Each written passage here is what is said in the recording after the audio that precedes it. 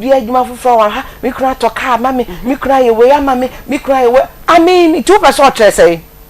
Obey you if you want to be fat. What did you mention? And me couldn't dear one pen, me couldn't away, me could promise what young quarter. And also cry, dear, and pen some crying now for concern. I make us a young creative boundary because say, ye nim but tire cry because Aunty Bea, and common a brave. What was say? So wouldn't you when him said you be see carry home as a married woman. Okay. When him said you be see a young home, o ko jom wa when him come out be near di. Na a jom wa what o ma sa lie ni so nyina nim okunu de otumi ye ni de ontumi ye. Oba de of fairly ye ni de one fairly. De omu die ni de omu ntumi nie. Aden. Yo, enti oba gansani Proverbs 17:28. Kawanutum. Sa Kawanutum. Kawanutu pacho yen to aso Aunty Bea yen to aso no na chese ye ko oba onim nyansa no na chese oni ahohyeso oni self control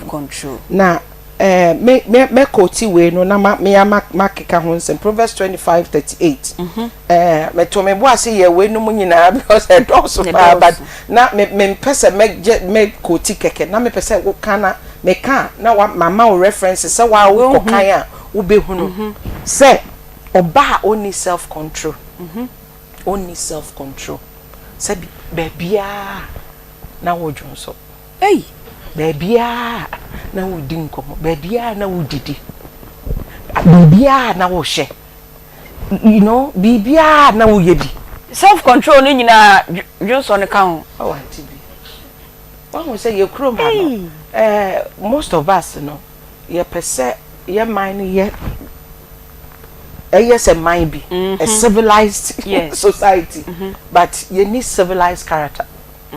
Say be bema to me ni bema bebia na omo so say say dey ha me pa o but oba ko yes ade e beka so wa say yes a ai beka so wa sheda kwa peso yi usire mu kire e bi so na ade na ade dro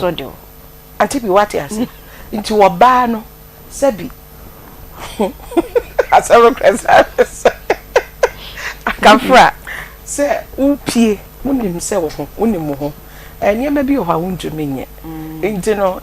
unim say ade we girls pa you know ka betimi aye but we oyire nyansani o ka Proverbs 31 o so ne yiri ninti ne kunu ne atitire ne te kunu ne ti di nkomo oba no wo integrity onimode wa bobra onim ne ho oye niema bi enti no I mean say according to the societal standard according to the Bible standard we say me chire niema bi mu medi edikan enti we say niema bi o ha enyi bibia ne ti Bible say wo niema nyina ho kwan na so nyina ne fatai lack of self control and then niema bebre yakofa de abekeka aware no ho a enka ho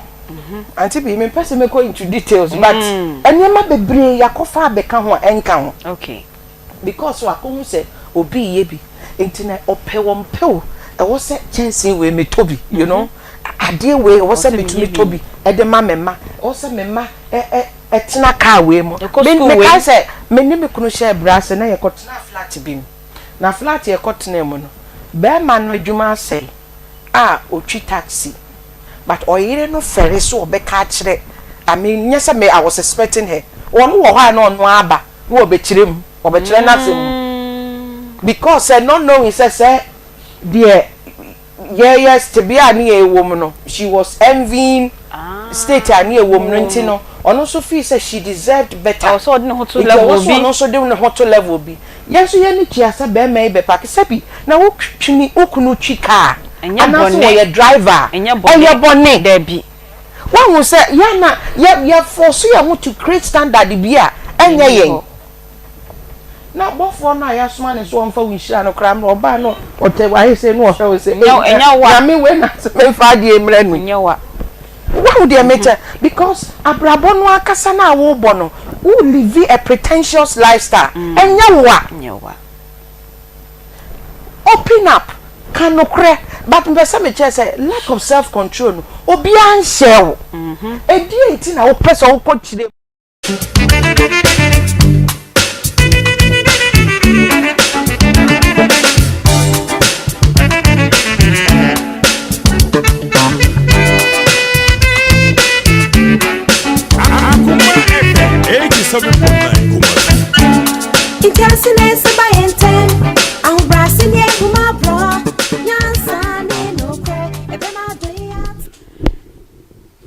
Yamamo aha ene yawo da yade akoma mu nsam ebremo ewo akoma 87.9 kakran bosumi miensen so ewrade ede yen ekọ akakakra bi se bosumi akona wieye ye nananom ye nuanom yadofo muslimifo nso omakonche no kakra weekend itwemu a na omonso 30 days fasting prayers almsgiving na omonso edi omodie no akwa akogu na afei aka roman for ni anglican for ni presby for ni omomkeka no nso omonso lent no mbuo omodie omutu emu a kopim Easter Friday na chese April 22nd ho no na chese omonso ni yenso yede no ekwa akogu enti so ye muslimi ni pa na nya yarige bi ni bibibi na wuntimi nya bi a we de misre na miensa na nan ya akaidie miaweni na yebi saa so na Christopher amusumo ya light na wo so wuntimi enya ebie no yesre wara na wotwenim no apemu ba ko mienu bi wae na wo so aye bi na yenom ye bre pa nya bra ye bre silent na ye ntimi nyo na chese ensama wote ne ensama fa weni so ni ade no o ye lent no kra na chese wa hwe ye a akakwam but ne nyina mu ne yesrade na hoden say mo amoye bi ne nyina irade mboa mo na mo mpai bo a mo bo no ontie na onye makoma so ade enso emfama mo na last 2 weeks ye ko meeting na ye koye ma sofu bi ebetu ye furo ma sofu bi betu ye fu eno say akonchira so wo chire kom na wudi wunu atam wo chire kom na wo ka wunu ahonsem wo chire kom na wudi konkonsa sa ne amani nyina ehu hia ka diwaduane o say bite your food instead of biting your friend. You cannot say that you won't bite food and then you bite your friend. Era what the person che na say aha and your babu bo waduane mu na woni wadan fat na yie no eye say wo beka say wunidi na emom wo chire kom na so na woni onyonko entiye intwe befutu 7 na me dia atele bi ade bet na konyo ni mu ana ade na ba we mi ni be free ba ye ba ni be Holy Spirit descending ene osime kan che wo say so wo chire kom na wa wo hwe wo ho na wo se wo chire kom yi na wo nua bi ho ebufu ahyew mu na wo nua bi ho yaw ahyew mu wo nua bi ho tokwa ahyew mu wo nua na hyew ebufu ama eso so wo chire kom sister Jai bra Jai akom chire no why because sa eyi na enso nyamieni na mmom wo de adiwiase aduane apese wo di bia o na wo ne nua entena yie wo ne colleague wo ne ne wadwumem wo ne entena yie school ni na wo de kire na de no wo ne entena yie o tenant ko tenant wo neighbor wo ne entena yie no irade pesa eno esense obekasa wo kire kono ayi woni mo wese dry nanso na akoma fi bi pa ena ekitawa wodinam motivation given by the Holy Spirit on a Thursday afternoon ena media bremo no megidi se kakra be kan ye se do se nye do ebi nko na ebi mbra me ma ha biemu a me de so era media so a media so ai ena mi beg na shema de so sabi say ena me ni motivation bia me de bo so me betna wa na nya media ba nti media so a okay eno de eye no kre de wo kan sa na tie on se enipa de se o ya akomchira fa botaye bi si wani so se bibi we nti na me ya akomchire no na enya winter so honhom se o kwa na se bi kraman bi epo ewo wachi a untwa wani enko hekra enko fa bo ntomo no anya sa ba bia wo kɔ no unrudwa because anya kraman ba ko wo be ko 100 meters bia no wo be hia wo gyina kwa so twen yes aya na eden so hwe na mo no kre yes aya na eden so hwe nam amani hunu na wo twen yo aya na eden so hwe nam enti se wo ya akom kyera se wo anya winta so ehonhom na wo ensinkete na wo anya wo adwen se no matter what we focus that distraction be ba mo agya yade no wo be sei no obese na wontimi nye nkoduru na sa conscience so wo ye na se empire bone bible kan ne nka ho ya na nwie peye se ekom na wo kire ho kom keke we wo mfa hwe nsi enti didi na ho nto sa enti so ya akom kira eya na watu bibia gu ye wadwen sese bisa obi aka wa wo mfi no emfa woni nipa ndi obeye bia so betimi aye sa de ne nko ade ane akom kire bia peso ye bia betimi aye na nya akom kire ne se wasoro no panas ne de minidi obekan wo bible obebo mpaye aka ho nya sa de ne ope osa na ma ho obetu yare obenya yare nti Aunty Bea no de eye no ano nti wo ya akom kire na ya men hwe kiri enhwe benkum hwe nifa wani mu ne nkoten hwe kosa na de obi abeka bia memfi no enya sa eden de ene nke be yanka no wa hyeda mu no also ye adwuma wo ye obi adwuma menka ne sa nti ya no 30 days so be da hyedem Akoma FM 87.9 nipa de force ne bonsam wo hu se wo ya akom kire sa bre no obeso ware na sem no chese aboti sem ne obi kana atepo sem nko a ti anopa na wonya hu na aso ade na ase ya obi abeso a o se ye de atama me anwa mo na de keka ko ne de na wo de di ase ada wonya nhase efi sai kura nya ne na me de ade nipa be mama ye wa na wo pesa obeya na nipa na ma wonye nipa mama nye ene last week no holy week ni dey friend holy week no and dey mia wani mate why mate and dey meka chefia fo nyina sa mesrem yo holy week yes mo bia magege me be that's pa dey anwa ka chefia fo so ka mama me efiefo me dey mo number bebrel so munya botere mama na menya sa last week ni twa why and dey nyina yemia nyina sa holy week ni dey asempe ni sa wo dwuno ho kura na bonsam bia ba oh urade ohun ye mobolo ma ye yekoduru ho ho nye na ne dey we hu say black na bam ai na mi am me show do promise ena de adwuma koya ya bibia ho abere pa tele bia ni abere o me ma so am ko me du ko ma me bi was wo fa wo ya na black na me say o ai eno ano eno entia ena de na chese sunsun pe wona ma sometimes it me to me pa o Akoma and 3 days na me catch madam me say first na e radio nko an de if you are not in the mood no afraid boss Evans please I'll be working from home na what na fie no aye wadwuma this year be mount microphone home and why akoma mu nsem na fie na we so de wo pe uni mood no mu o chese hwe ni nyina you have to come no be sere sa so bi wa na wo so de ti mu no ntan aye be aye ka so mu fa bi nsire no na ye se ki ye kan sam etete ye de ha ye ne a anka adwuma no ya tum ye da me so enso ye ya ne de adwuma ye ha ne de ato nchen you see who watches the watchman nobody ni a stress ya ni abeka bi na mu masere ye na chese yakoshe yakuku atu ye ni enyanko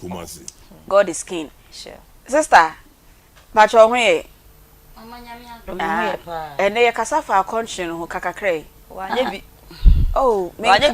me nka se waye bia na wanye bi wanye salan so be me say me kasafa akontwe ma me awie de o kan enfamfra mama na enfamfra enfamfra me se na de ya hye adwuma se o mama bisa masemo se manya fasting obi bisa fasting asemo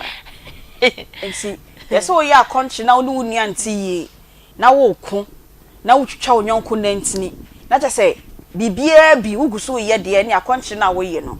emfaso bia ni so etese de manye 87.9 Kumasi ene se ne rakan yi mama se me de manye okay what you say okay me maye me ho America na yi sa what you say anything goes but wa waja tum on say mama fasting nankasa no eye firi akoma mu o what you say o ye firi akoma no waka che Nyankopon se omo ho ban o hie nanim adom enu nti na wo de wafu e de ato honom enti mama yesi bibie ni ho a wo benya no silver platter there is nothing that can be achieved on a silver platter sana conchete okay enti se wo bunim se ni ade a wo ye no obi tete wa mama eni kwan so left and right akonche de mama ni so be brain nam sanity What I say, say fear say kramoni bi won ani abre pa. That day na sport to so am kotokoko e body ne. Byre ko bi. Emre no. Enfam bre no. Uso ni say nipa e wo hobi. Oh. Enti de wo ya ni say Temptation. Oh hua. No, so sorry for you. So sorry. Sa na akwanche ankasa tie. Sa so na abrabɔ ne tie. Ye de new shoe for the ye de. O say Ibrahim Abubakar. Oh, nti enu ebedru anu aka che. Say cafeteria ho no. O say obi a anko cafeteria nti a finger food to cry na. It is not allowed in the new shoe. Ye boa no. E ma ne ye boa no. I like say sakra ye boni. I like say ye boni. Sa na akwanche no. Nti no ye bedru pe no waka. Nti finger foods bi cry bi a o fa anko cafeteria. Ka bet na o dex so nanka plantain chips grad be ko for ai on temptation ye te do aya ye boa no amanti fast na kwesa abrabo sa na tie wani abre a wo foro no obehu na obi so gina fo na o puli u back ti wa ma wani anye dene a o hu betimi ai ha but ehia determination say dua we say nkase say ye den menya kasa me from me furu so atwitwe ni de ene menya from me furu so atwitwe sa na fasting tie enti wanya awenta so a na wanya yokodu huhuma mama fasting no ebe se de manya bia me meditu ye enti wo se wonya determination wonya fi wakoma mu say no nine ma sorry me se me fasting me ye just 6 o'clock ne de mama fa show tim se wo se wo ye na ye ko wi no wa ye ho adoye no so aka enu nti no say muslims no mo ya bon say all the time mo give arms what I say o ka che nyankopon say die me wonie je ne bo ho ma me what I say ebia ono 1 cedi but a rain ni 1 cedi ada na me for 1 cedi nko me run e rank kanchem say nyame nhyira ne nyankopon ommo ho nye den emma me enti fast ne de a determination se wontumi a me serew enye me de ni bi yo yembra enene na wotwe pepe na Akoma boafo project no ye pa ho ntuma enene na wotwe na ya wada say ya sabre na e form ho ehuru say enti no ye kai ye tiefo ene ya hwefo say dwumedie ni apa ho ntuma awie na embom sika na ye gide abo ye nuanom de aye training ni de ye ngiwie ye ana era ya jewie yenya bi kura ai nti se ye nka bibi nkyere wo mo ai ebusuafo ya hwefo ne ye tiefo anyame ye hyira mo awie die we de ebese ye ba mo na ase yenye ne bone so on se ne na awotwe ye di dwumadi kese sonko bi amu nyina amota ya chi mu wa ene madoye ena ama no eduru sam pempenso no na yese ajanka da ase ne no opede obedi china de senti yesere mo se de ye sipa dwumadi ne ho ntoma na mota ya chi ema no eye kama no ye bota ye nyina ne se sa ma ya makoma kwa aduasa no a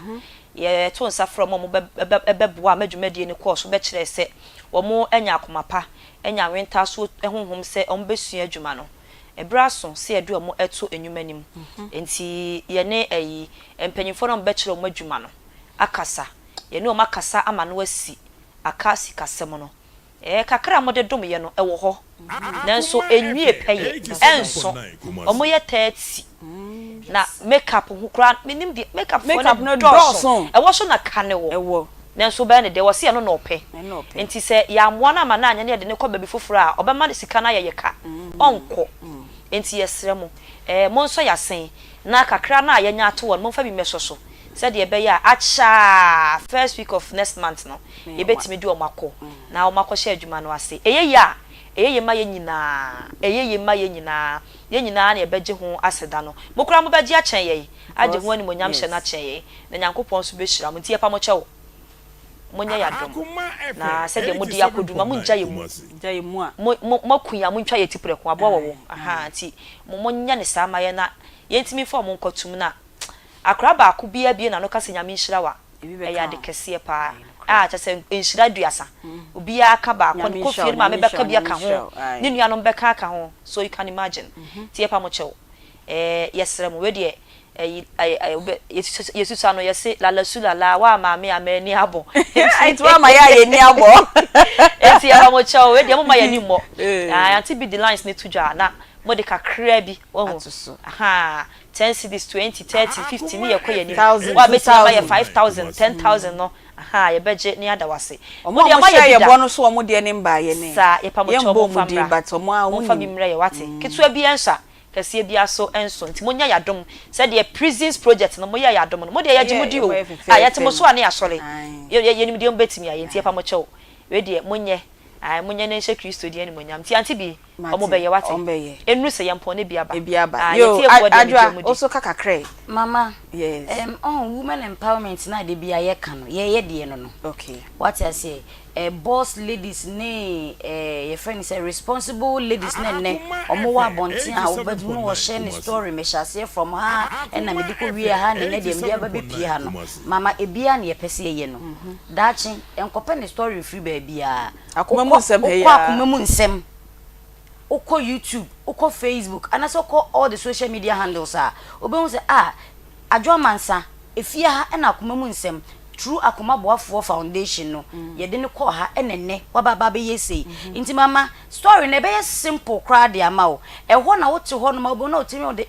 sa o muka so o mo bo adwomansa yi me de me one seed e share adwomansa mu no ene hwe be adwomansa edu te se de mama bi ahwe ne bana ne bana ba be ye panyin bi daachi onama na mama o de ne ye de ho ho se raka se ba o mo be je ni monyam hye no class ne ye no kre Uba say me dem 50% share we mu me dem 10% share we mu enne maboa masa nipa ne sebi wanda ni street girl ebia wa wo rough but ne de wanya ne nsa no adwuma oye wabo community no wabo society no ama bed na de bia yidigu aban so no mama one way or the other abafom e de na efe akoma mu nsem yetiefuo akoma fm yahwefo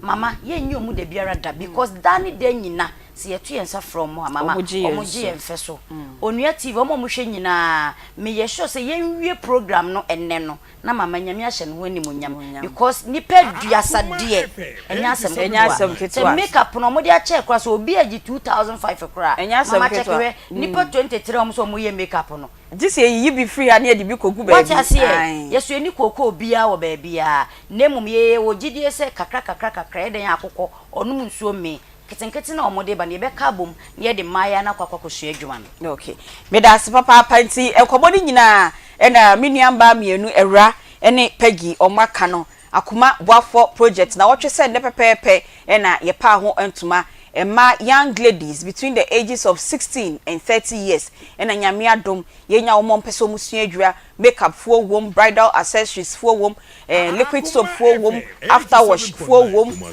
raising arts they say yes they abaye raising arts ye de yensuma de souvenirs ne sa niam ne nyina ebi ewom ena beat ahodo e free eti so akopem ye na ase bebi e di beat to bia no eno so ebi ewom ena local drinks ahodo eno nso ye kire omo senia omo so ebetimi aye sa local drinks ni bi enti mo ena mo beboa ye na yetimi etreni omo te se de omo kan ye no na ye wi a ye be graduation na mo fe e wa Akoma FM ye ni mo ye ya amre no so a ye san be yi a kire mo na yasia mo omo certificate ye se ye etreni omo sa na ye je omo sa keke ye be mo omo certificate e kire se dumedi omo bedi ye certificate e chese o mahu adwuma no enie na omo wo mo mantwe bi na omo ye na certificate ne bo ho a udru ho a no ahu se wenya nimdie e wo de opese oye no emu enti ye ken aka wakoma opese oboa yen se ne de bia mo boa yen em ye to ne mama nkofo mu hia moa mo boa yen ema omo yare omo hia ska no ombenye ska ne de ahwe wo mo na opese oboa yen na eye 0530 507849 0530 507849 edin ebeba no eye Akoma FM no se eye Akoma FM na ska no eko na manager authorize na accountant nso akoyi na ye de yenuamba na kwakoto adesuam na wotwe se next week pepepe de na omo sha se aye categorization ni bibia wie na nyame ya aduma wiki ya ye ba besimi dwumedi ya ye di no ya wada no ye be mama hwene nyina wo ye dwumedi so no hu se no kresem na ye ka no na enne se Ghana month no ye the topics be brain ye dia abrem motete aware ya ka bi wom legal implications of traditional marriage ya yesua na yesua duabo no ye duabo part 1 ye duabo part 2 no nyame ya aduma next week ye beba na yehu sani atete no so sani na omutitena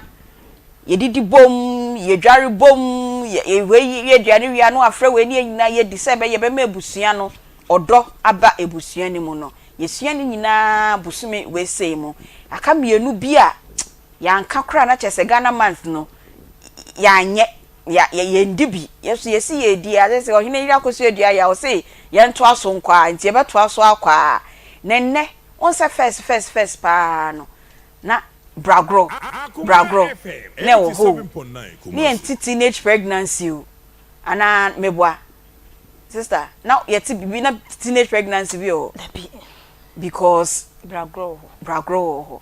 nene young girls o me yi o ma de yeguso eno ne asem no eno ne asem no na sabi ne wonwo ba kokora so ayese yi no flat screen enya asem ketua o ma ye nyi ontimi ofere ontimi kura ma ye nyi but na nka ebua we hu oh na boa sana na kire se wadu mpanyin fie so afedi aha ye bie kwa mama wa obetimi aware ti na de baby minim say nana kokofu hima or try say minim so da ho ye dia ba be 5-6 years ago no oye no ye o sign start ye oh it's true but na onyi omonofo no so nguso okata omo no na ahwene ani ade go de sesi o masne no say enye no fo na ye eguso no sabio ene hia ene nenso ntimi ene social media first na social media bi ene wona yakoyi nkofo no fuso aba ba che be nei meminiam ne ko school nchen ne nufu gusu a obo na da ba bia nti okata omo no fo no so but na oye sa de na se be ya emebunu na ewo ni area mu ho no ometimi akra omo hiye because of sa eniama no nti nka yebetimi asia akofa ba na enka ye sa nka beboa na je na hima mu ya na beboa ye se ure free krom hina ben a oyira wadwabo ase eniama we nyina aka ho bi na ama nne no niema bi a ekokoso basa niema bone chese mama minim so what dey because na kanya common say 12 years be wotre 12 years no wa wutu adamhwe niema wo ye tintan fidie ya so ye 24 wa wo 5 4 6 so obi sa so hase wo time bay na fibia na to no age interval no cry saying nti bragro no nke okay say ye nyi wo nkire ya wo nso empana twempo na ka beto akoso awale ekrom ha ensoso de nem cry ye dream eno ne asem no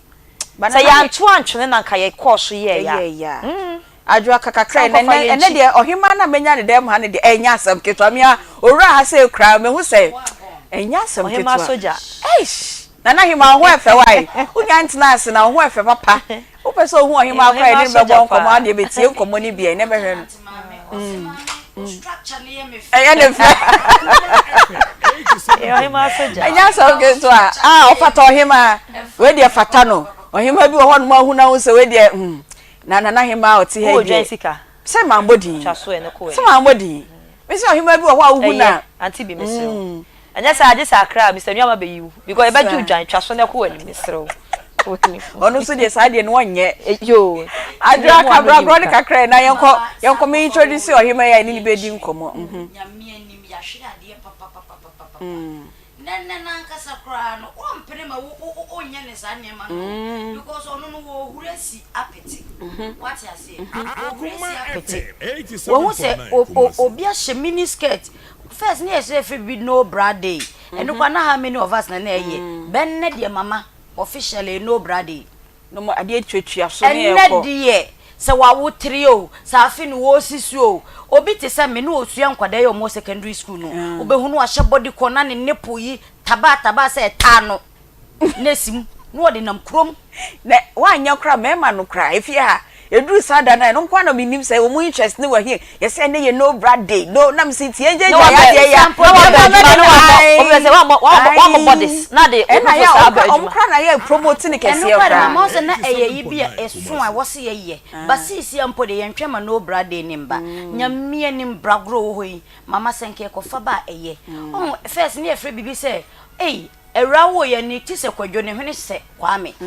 enne de nyame ya dom because of say bragro ni ho na obitimi konyem na wahunu bema o pentema ma be ma na ye den aware no mama wo so wonim wanya ade efe obeko no wabo ase e ho no obewu awi a wo be hwe na be 25 years time wo say nyensen no kra na nya wo na afi ne ye kodie ne ye ho nsensem bebre banka ne tete no say ya nhye wo sa afa no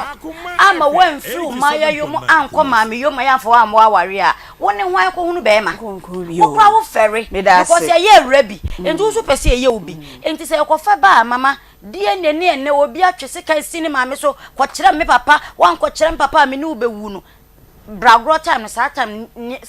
nyana sa nyama nyina mama na ebi ni ho mate me da se yo ene me nyamba na ka mo de awie na enne na hima bi a yato nsa frɛ na ye ne no baba bonkomo no ogi na konwa na maboni din na me introduce no na yen Ghana month Akoma Ghana month yen dwumadi a ye di ye nyina kyina nyame ya adoma na ye climax ni nyina ye ni nyina eba na hwie ye eno nche se ye jai Ghana tade ne hye eno nche se ye jai Ghana aduane ni di eno enche se ye jai yabakosem nsem no ye be jai kan ye be guso a ni akoso na yaka kyina de ne de ye food exhibition me nkyeremu kese ye food exhibition me say me nkyeremu kese na ya boafo obaboa yen pa yen Ghana month yen dwumadie ni nyina mu kyina tete de no ye Betty's Kitchen owo Asqa inside Freeman Hotel ho na obehu Betty's Kitchen ene your confidence eating place ono so wo dakodwom ono so boa yen ema ye de kyina food exhibition no ye de abremu 87.9 and sweet tooth popsicles and more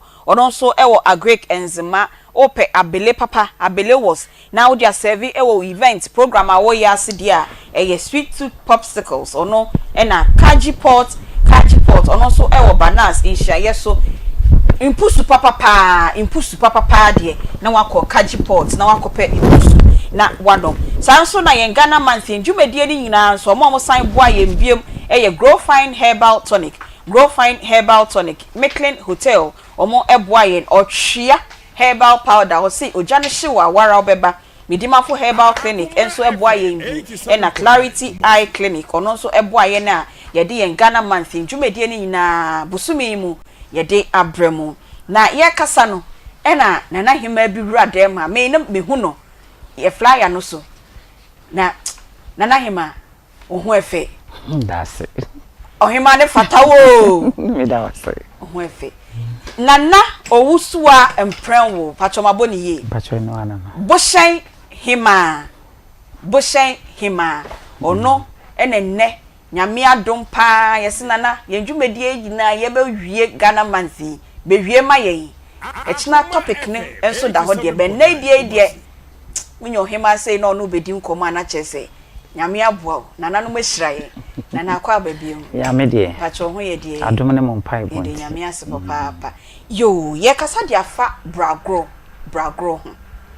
tete no na ye kasa ye gro obi bra eye den a ma de di kan no machia wo na machia watiefo ne wahwefo nyina mojeus awie se onyankopon aboa ya me yakonya se ne de yinhie mu na yeni nkomo a etisese se busa bragro ni de bragro se ye be grow amwa hye obra foforo ase no ye be grow bra ye be ma ukwenya amwa si umpenyi fi so okay na chese ube hye obra ase ano no da bra oba be sisu a obebu ni nsa edi kan no chese wa ye bra to ye bra na ye grow a na chese wusi abrabo kwan na mu ano no nti se kase bragro a tete ho no na eyade bi a se ya nworo bra na se wokowo a na ye se wa ye chiri bra ya nworo bra na se wokowo a ye se wa ye chiri bra na mom se ye grow bra na se ye grow bra so no na ensa se ne ye nkuro nkuma mu na na etinti no ni abesere waware ifi se hu se oba bi esiso ya grow ne bra emema na se mrantia esiso no so maame no ne wo mo fa no e de wo mani toto no ma hwe ma ye grow mo bra no ifi a ebuo ni ani die ne de atete wo mo no na wo mo hwehwe mo apebi de mo fa ase ene wo mo ma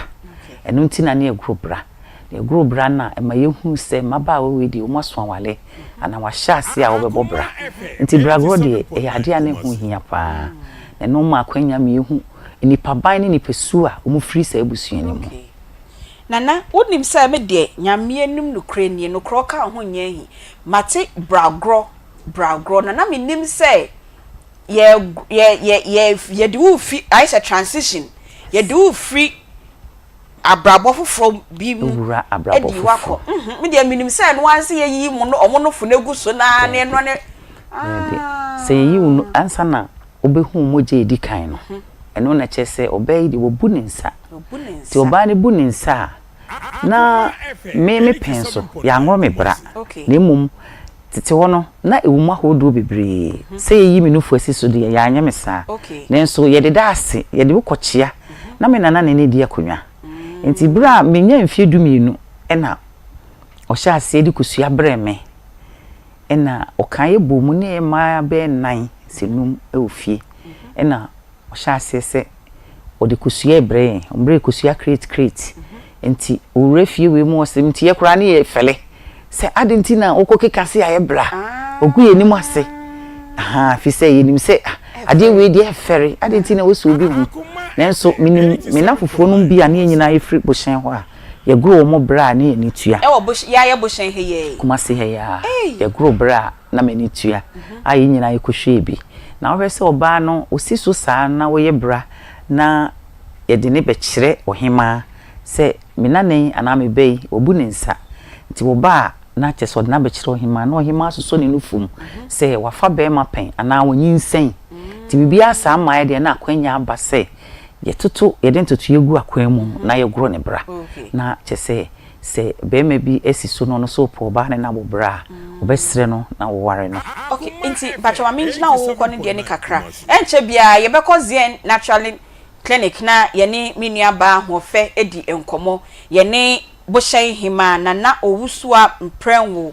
na edi enkomo ye kasa edi afa bra gro ho se ne na tete no ye nananom eji mani free bra foforo mu bra bi mu edi omo ba bra foforo mu eno ene ye bra gro no eno ye time a oba no webu ne nsa ana wehu moja nim de edi kan o kasa no say wo yang grow bra no but ona na ebre okusua ewo mu mienu chese ye kase bra gro a je ndi ye nyina chese ya grow no ye de wa kire na emom se de de ntwene di eche yi unu fusi so no ye penso no na ase ase kofom kakra enu nti no na ye de yisuru efele se be ne nso amamre bi e wo se ye se wo ba esiso no obu ne nsa ye de na ekire se na nan wo ko ne mpanyi ye mu no enu de ye okay iti eno na o se onana edi kusua iti kusua no de maamu ana se o de kokon fie oma ye ni a ye bride kan no ayi adaka baako obi adaka baako okay ai omo obi adaka baako na afi no owure fie wo honuma nyina fie wo bushin nyina owura medam asio nyankopon ayade o wama me na ekwe usuwa aye bra no abobo me omo maka ni nyina adi omo nyina aye bra o no owure fie we mu asanti no kure ni ebi wo honum kura wuni mu enso no obi hia obonti o se e na ba fie ha o yes wa aye bra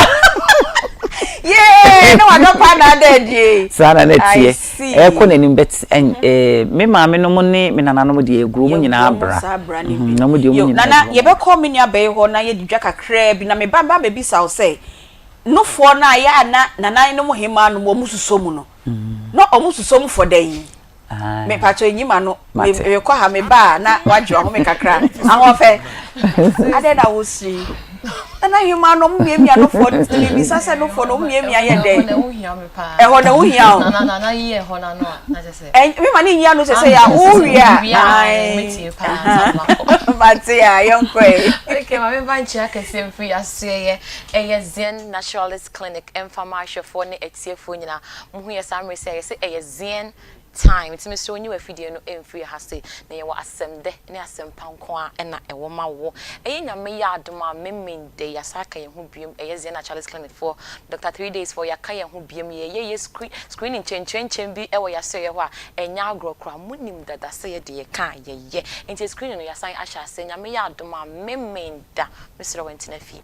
yes branch e ben wono na wo de America no wakoho ne ya show na ahoto aba wo mo ba ne de omunim de etimi ye dodo na enya wo ma yaresa wo mo peba enya stroke 4 ene dodo na ahoto aba enti wo so a wotie mi se ya na wo tie ya wo mo ba ya ene nyame aye wo madum no enti wo so a wotie mi enka se sika ya me di koi de 100 Ghana cedis enti mi koi de en ma me hwe mpache be ma bibi pa bra ni ye nhwe wo urine mu anasa wo dwunso mu bra ye nhwe wo mogya mu na afi kra wo sane doctor kra santina se na afi wi ya sama enura e beboa ne beto ya de ase afi ho kra umpe we na opede enti nyame adoma ye se memenda pacho 7 am ye be ya pona mo bibia bra ne be hyew ama ho to aba na ansa na me de ye number ne beto dwan ma me nche oba bia obo a na se branches a oba e betimi ahyewo ye branches no kuma se ye wo etimetin lumba junction e ho na ye wo na afen kan for so be shine wo ye old Asherman Alloway junction sas na ye tema for so be shine wo ye Asherman Tulako Christian Village and na kaswa for so be share we Tuba Mama Africa Junction your number name di to jam so pa number na sisi ya first come first serve ubantem ni asho na bibia kosi ya ma your number na 0246 59 41 17 0246 59 41 17 and that's 0553 21 35 87 0553 21 35 87 when ya nya ma ya reform kwante bi obi ti feel so oh me dem nyare me nka ho me pa cho ka ho pa brane hwehwe ni peduanim ya de bebre bi wo kra etimi siew na wo kra wonnim se bibi ekoso wo ni peduanim enti ba wo beba no ene ye behwe ne yemu se bibi ekoso a ya ma waduru a betimi etu yade na ase efi wo kra ma ahoto aba ye se awofo nyina nyame adoma memenda ye twen mo amu peba no Mr. Munyami adma memenda ye twen wo bibia brane hwehwe mu ma de enti a wo no entimi emma de enti a nyinsen no entimi emma ana ebi kra wo nyinsen ana asai no nyame adma memenda unu kunu nyina momra enga se oba onko na wo hwehwe bentina esibotu ana mo abada bi unu kunu mra ebi kra na problem kese no na efi bema no enti nyina na se mumienu mo meba na afi wo ba ye show wo bema so ye show na afi di efri no ya boa na yi efri ho akọ na afi kwa de wo ba eye 1 month aduro ni bi no sa abosom ye aduro ni de we oba na wutie me na se wo pe ba me sere nyame adoma me da entina fie ni nyina eye 100 Ghana cedis ni nyina na se wo be ba na oba baje eye 1 month aduro ni bi ye se bosome no ye wo ho aduro Tinya na se oba na se ma waduro ni bia bosome ni nyina wo ye ho adura bosome na chi no wo no kunu ko hyem na hwede ebesi dodo na eno na etimi di aboa wo ma enne nyame aye o madom ama o matimi enyinsin awafa wo ma enti wo so oba wo tie mi a wo peba wo number ni Mr. Ofanisisi ya na memenda shia ye se branch e ben wo no ntina fie bra na ye be hwa ma ho to beba your number na 0246 59 41 17 0246 59 41 17 afa yes stroke fo nyina ye twem munim dada se ba no stroke dia Dr. 3 days de mu fa pa e wo krom ha say ye stroke pa ya de pa na etete wonim obi stroke nti waka dem ebi kra wonante kra wolempe ana se wo twene nan ase ne nse kra eda na fru so ne kasa kra emma se be na no kra achia nyame ya adoma memenda munyina momra yesi ni nyina eye 100 Ghana cedis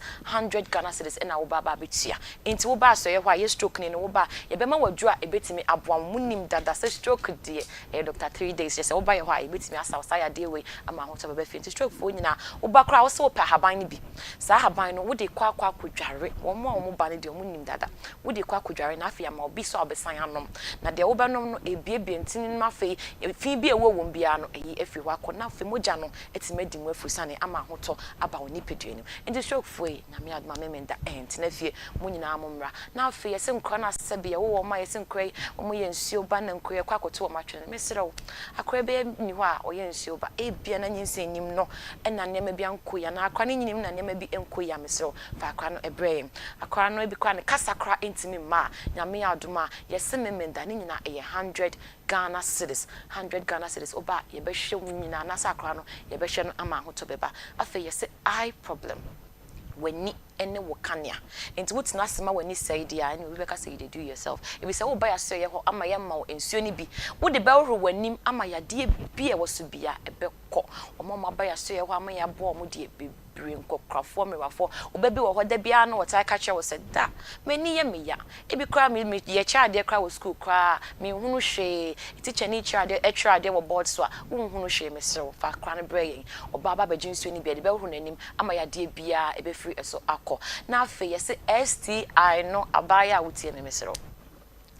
passe wo enkoye wan hwe ni ate wa na kraketu ebe ababeji wuku no wa wutie aware ase won se ne man koye wase wo 7 carbone hoye wo hini nsuo basa bi mame yesi a healthy vagina boost your confidence mesero confident level no mane nkosoro ni nyina ne se wo se beba yase ho ne ma wonu ebe boa wo na yi ne ma nyina afiri ho na afi mu amosori amtoto ne ma hyehye ase o mame mo mesero nyame adoma memenda niema wonu ebeboa wo na afa bibia ekosoye de ama menwa no mema musu enya mo infections until be me kra fon we kuro hu no taya wo hene ye papa mese oso nyame adoma memenda bra ya so ye ho na wo soso ye moa wo afa mo kra mo de no kra wu kojo to na ntimi nya hwe no oba wo se wo pe quick start de wo hia eni kubensio a wo de be ka ho a wo be nom na hoden aba wo be menim enti abranti a wo tie me na papa wo tie me a wo be ma na wo kojo to no yesi wo pe bibia hu na wo de brase ye ho ni nyina ye 100 Ghana cedis afa mo so mo problem ye mema no wo jo nso sem nkoyi wo jo nso kra se dibia kamu wo be ma ekure mo hyehye nyame adma memenda wo so hia ye wo ba ma ya ma onura ebe boa na yi sa ha we mu nyina afi wako mo so kra bia wo so on me no me da dro so metimi ababia na yes obetimi ababibra niema onura ebetimi aboa wo na bibia akosoye ewo nipadua no fibroid fo nyina nyame adoma memenda ye twem na ye branches ni ye se de ben wo no de meka na bra ho na ye hwo na hoto emra kumase fo ye nyina ye hyem wo etimetim lumba junction saso na nkran for so ye hyem ewo old ashoman Alloway junction temafo be share wo eye ashaiman Tulaku Christian village ena kaswa for so be share wo eye Tuba Mama Africa junction am de number no e twato mesero na me adoma memenda entna fie screen we ye koma wo bibia obi amra bi na ye nhwe no na bibia nkoso ye ye number no ye 0246 59 41 17 0246 59 41 17 and I said 0553 21 35 87 0553 21 35 87. It's a doctor 3 days. The doctor with the time. The doctor with numbers. That's it. Miss me das papa enne ye kasa e dia fa bragro ho ye ne boshen hima ena edi enkomo na owusua emprenwo ono ena ye ne no edi enkomo wedi kan ya kire ye bragro no na sekire na yegusua na ansa na mesan aba ne hobium na wato aso no ma mema weduane ne di o yare na wo hotowa na wedidi home sweet cereal legume mix Tom Brown emo wheat soya beans ena yede aye sa Tom Brown wan so ehwan papa eden so ahoden ewom udi sija so a 30 minutes na aben a openchini esichire ni milk na udi bi egum ompen so a obetimi edi ne saa ubenya bi ato ewo poku trading KJT Dr Mensa Edum PZ KO ebuakwa offenso ena tanoso opedodo etu na wo so waton a na wa fresh 0246 697358 0546921728 Currency Ventures enso edi enro wanwaso abedwaso Zahara herbal products yare bia etete ono okobe bia yeto withdraw say malaria ohonam na ya wenum na ato umoja so na aria okwa wo se open Zahara nupa ni ebi Food and Drugs Authority agiatumu entipebito na wo so opebi etu na waton wa no wa fresh 0246 348334 0246 348334 ena 0248569335 Agbozo Herbal Clinic enso ye bia o se bra no fa machines papa enhwehwe oni padwam no hu yare a etete wo no hu yare ni wi a na afei Ordinary Food and Drugs Authority kroya asan agiato mu hahama ena odi aye sa enrei ye nananom na hahama ya ena na omonom a emomo apomoden enti typhoid fever fakoho jonsom yarewa ena afei bema no entimi enhyenyi nsen unsuo no nkwaboa no ewu entimi nhyoba nyinsen ya fako Agbozo Herbal Clinic obeboa Kumasi Dichem Sume 5 Old Insurance Junction wa ena obehu wo 0553417752 ena enkran kwashiman oben ohene na himfie ho 0241750282 yankona na ho ne yene ne embo yankomo no boshan hima enene yene ne di nkomo ntende boshan fo madi bia na wadamu bibisa se oba no enya hu ni moja edi kan nanim na o maame ana onana ene bebo krom ho hima no amane se me ba no me nana no sei na me hu wo no ho ana se hwan na de sa amane bo no ko hima sanete se unya hunu pe se oba ebunin sei di kan na odi kan ko yi wo hima asutire se me hu se me ba no wo bunin sa na ofa no de na kwa akokire no na obusa se adentina ye miemia no fo no yenti a omusomu no opese ohun se wonyim ana wonyim sen a yentimi nwro obra obi won mo ye bra na no ne bia wo ne be ma koda na wonyim sen enti wonyim so a ye ye obra na enye fe bi na me hwe wo soro ha be ni age a me siri ekra dia kata so kakra okay enti nananom se oba anyim a mo so no fuo ni mu a mo hu oba anyim a unhu ni ho hwe kura uhunu na ha eni ne nofo se onyem obu ho no ma unhu bibia bet ubehu ni menase eni ne nofo se onyem nti usomu pe ubehu se o entina no ohima ne beka se fane bra na wo maame na wo kwakọgba amane no wa wo hwe wade wo fie nhwe se me bayi okoguma ni mu ase na wo de nakọ se ya mamre nti no wono de wono onim se okoka se de be ya bibini a enye se ne ba no ayikiribra enti no tumika kọgba amane se ohu se ne ba ne huni mojeni enu nti no de ne ba be kire no to de ne be kire a na ye hwe se bibia afena because sa bragro no tete hono se na ahemafo ne keka bom na ya gora bom se we ba be frefre wo mo a ya be ka ya be ba mane se o ma ye bra na nye man oba ba na ye ka bom bi a enum enan ne agoro mu nyina bom wo hema na obetoto ne ma ne bi de ache se animunyam hye se maya ewo kuro no o mo aye bra na omo maame no abe yi wasutire nti wo betoto ne ma wo de be che wo gro bra wo bokapa wo yo hema no wo be bokapa se wo se wo eye wo fe eye wo ni je so se maya free kuro mu no ade fefe se wo mate ohwe wo nso yi na wo ye be gro mo bra fi se wonyemo a yentimi nyine no funsi so yentimi nyine no funsi so eno nti na ya na ye de omo bana na no mahwe omo mene ase ho se ehome a ama so mu no fumu ayedu se wonyemo a enti se ye nya hwe na hema no confirm say we de wonyem process be na wo so ofem sa week na mu ana mo hyeda bi mo de twe mo de omo fa entity ye bi mu entity ye sa na pacho mo de omo say ye de obekire ohema se waye bra na yehu se wonyem a ye hyebre eda na ya hwe emaya sa abri ni mu no omu nyina be eye bra no na ya ka omu nyina bom enti akora bia so tete wono nsa na akyede a na omu nyenti na ye obi afese ye be gro ne bra enu nya akyede bibiri free ahoho wabusuafo ahemfo ahema kyese ye hye wodi munyam sanse wa hye abusua no ani munyam enu nti no se basa na edu be kira maya ne nyina ka bomu a na ya hye mra ye di omu ye be gro omu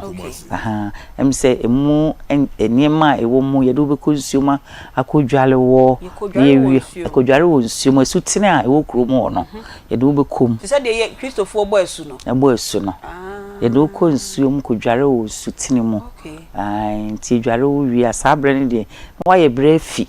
enye se obre mu na wo fi brani mu no eno na ye do ko ne ko dware wo ye wi a maya tunwuma di wachi na ye do wa be fi ti do be fi na fi ye be fufuto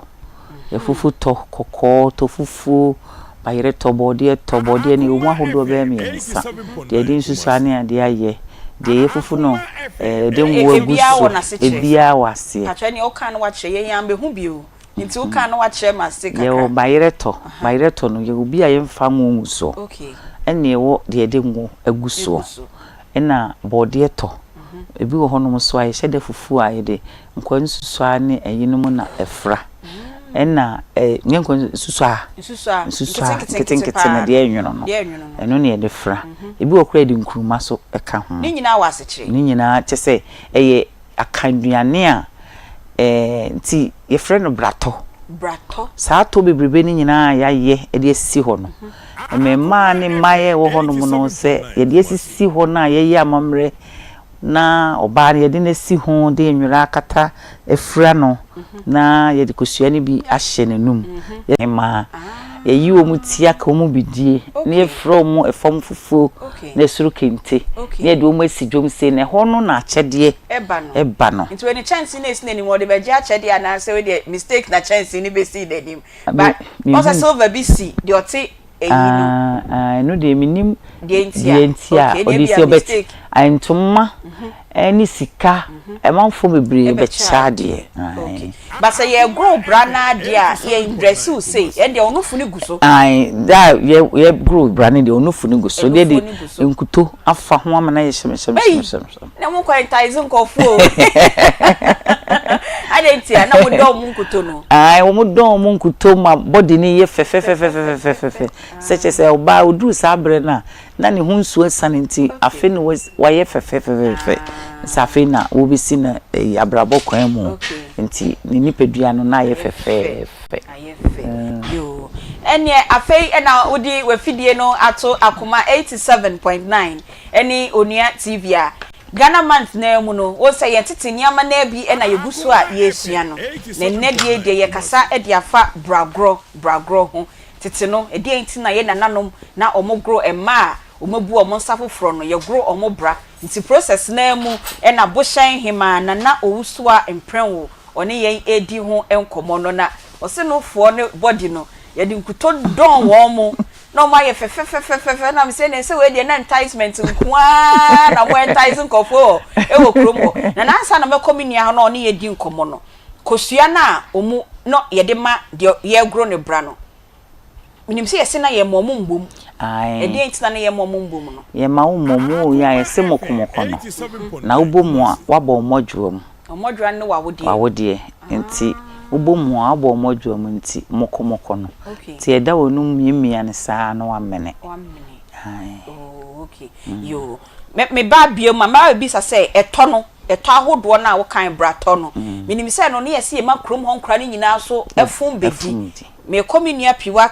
natural na ho we need di nkomo meba be bisa say die nti na ye wi a ye kyese aduane no ma ekrom ho titiri nkra se nkra so embedi wada ma na waje wa ho me kakra na eh wako de nyame adom de nyame asi na me kan no foi na say wo ko me kan no fo na wo sre ade fa so bet na me kan no fo na mo sre no fo no fo de hu hia sa eye mampani eye mankwara nta no fo ese mo de duro no na ya ma na wa ya wono kra ya kan ya sre wo say ya gudi de man ni o no kra oba onofo ena ma osiesie ho a wo ye fe aha ti ema mpani ya mankwara what is status Sampani de de no ya ho no ya nkono therapy ya me da se ya matiefo nyina aha omojoso emo bibia akwa banso e de ba akoma mu nsam dwumadi so enam gidi se wo hia de pa sero enwe fidie ni mfiri ya we 10 minutes pe ena me no e kasa iwie ya na hema ato aso e de ama me dafo me busa se ompo no emu te sei me gidi se waje me so wo fie se nyankopon adom oho ye 3p garlic mixture 3p garlic mixture edru wanwaso ba ko Ghana ha ene agidin ma chese metoda mporo me betena mpa ya na mpesa nka mejai na ebie phone lines no na nka amanfo efre edi aduro no ho adanse esan se di aduro na ya ma nipa binom ewo kurum ha no eboro adwen ene ntiase so bedofo onya numaduro we bia bibi nanom ebeboa opa amopom de ho nsem no esipi na esita ene nkomo amene wo AD every pure natural ye poor blood circulation emoja endi ni peduani mu afrusa ni yie gie number nansa en doctor enkasa ebia last week eba I went to me ni ani nkomo ana number no ba kokora yirawo je na friends sia ni ani nkomo 3p ehun nkomo ena meni wudi number no eye 0248 92 88 24 0248 92 88 24 ye ka se blood circulation kura ene de eye brofo ne twi no eye moja edi ne padua ni mu afurusane nyame bo akoma ne se abre bia no empompe moja entwimfa ye ntinimu enchebe ni padua ni nyina etimi no mi enu ayete wonu yi emoja no akoma ne pompe edi afurusane entina se wodo wonsa to obo ana obu nchemu se ya wote se akoma ne eye kum eye moja no ena e pompe ena eye adwuma etise ka engine se wode petrol egu ka mu a e wo se etumi pompe wura baabia wira wires ne mo ni ade enti na wo se wode petrol ana diesel egu ka mu foforo se binyim kura wo shorto na wo kotobia wo se wode gumu foforo aboso anye so ai ka ne hyeda nye so di se eye kakransa na ebi ewura baabia se na wo boso a agye so sana ni padua no etie sa akoma ne pompi moja no a e wo se bi ko ni padua ne baabia wani so wa adwene mu baabia e wo se bi ko ho no se ne ebeya ni padua ne benya energy e benya ahoden na atumi akone daada akone abedie so aba enti nipa bia moja ntimi nu mu afrusa ne yie no eye problem e de mawo gie number na menkyere wo ade a se moja ni mu afrusa ne yie a enipa de kofa e de brew number no eye 0248 92 88 24 0248 92 88 24 se obi ni wudi nkomo na otaka kire o se e oho ani makoma ji mitwi 87.9 e oho ani makoma eye me kum na me bo hyehyeme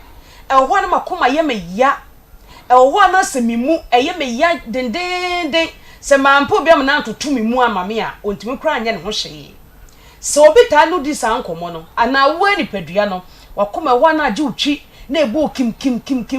na asa akoma ne ye wo ya asa obo hyehyew emoja ni mu afrusa ne yi a etumi ye usa obi nso de e wo ho no na ni so atwa ne preko pe eni subiri bebrebe no se moja ni mu afrusa ne etimi kofa sa ade ne bawo obi ti akonwa so ana wote baabi na osore ne wampa ade anhwemu a osore preko pa ni so bebiri na me na twa ahwe emoja ni mu afrusa ne yi etimi ye usa ebitimi twa hwe adwaye ebitimi twa hwe wo edwom ebitimi twa hwe wo ne shop edem yeso oso ne free mpaso na otwa hweye na ni so na ebiri no se moja ni mu afrusa ne yi a etimi ye usa enti na me kan for 3p garlic mixture edi ama se edo papa numbi entwimfa wontini mu enye umoja mu adwuma abre bia no moja ne bedi akone aba kama woni sa makoma ye me ya meni so birimi no eto nkwanta wapan afese moja ni umafrusa ne yi a eho na wapo so nyina ye wo ya na wo ye umre asedi obi abro no wo ye adwuma ketua bia na wabre eho na wontini mu twetwen na won sa ye titiriti wo na ye si form no na ase atatai wo do nsa mia na atom esan se emoja ni ntumi nkohonko ye adwuma e wo se ye eti amanyare nketenkete ebe ya kese ahya ase sa no enu nti na wo hia 3p garlic mixture obitumi posa na ni saa osna manu hye me wisi na nte saa so afi de eye saa se moja ni umu afrusa na yiye nso a enu so etumi yo saa on se ehu pa enti ni pa bia wo se moja tumi de afrusa na abre bia na eniema nyina koye e de ama afi de twato eye ohome a ensisi so se moja ni umafuru sane yi a etima wo mete preko pe na afei wo me so ena ye kofa asthma e de bre wo no per 3p garlic mixture no na enyi sa ha no emfiri ho no ye number no e 0248 92 8824 kai se 3p garlic mixture pharmacy shop ene ba bia to bibidro bia obenya bia to enche na mede me nkomo twetwe no AC no medofo 3p garlic mixture de ye kire woni se de mabobo so yi se moja ni umu afuru sane yi a ene ye wo sa de ne kofa ba se wontini mu sisi sradie bi kwhye wontini mu baabi emoja bi botoa ekwhye wontini mu baabi a akoma ne pompi moja no entimi ni akoniaba enti enko wiase no na ekofa yare nketenkete de abrew ene pressure ena enam pressure ni akoma yare ne nam pressure ni enusubirie ne nam pressure ne wonam atwetwewo ena enam enti ne mambobo so nyina no kire wo se emoja ni umu afuru sane yi didi yie nem ontrimu enna ho no 3p na ntwimfa wontrimu na nyifie bia emfiri ho mesere wo se wonum nsa bebrebe nso na wate so enta amoa emamoja eni emu afuru sane afa wo obi a won tampe exercise ya edem kro betumi aye bi koto na sole obekọ be 15 no na efifira tew ne nyina eye exercise ni bia afa obi nso wo ho no mo a otena fa ko a onsori ada epasa na onipadua no ogene emoja ntumi ne afuru sane yesisa saa ne ma no na yenum 3p enka ho ne yapomde ncp ensita kuma se borra kolena keba dani heba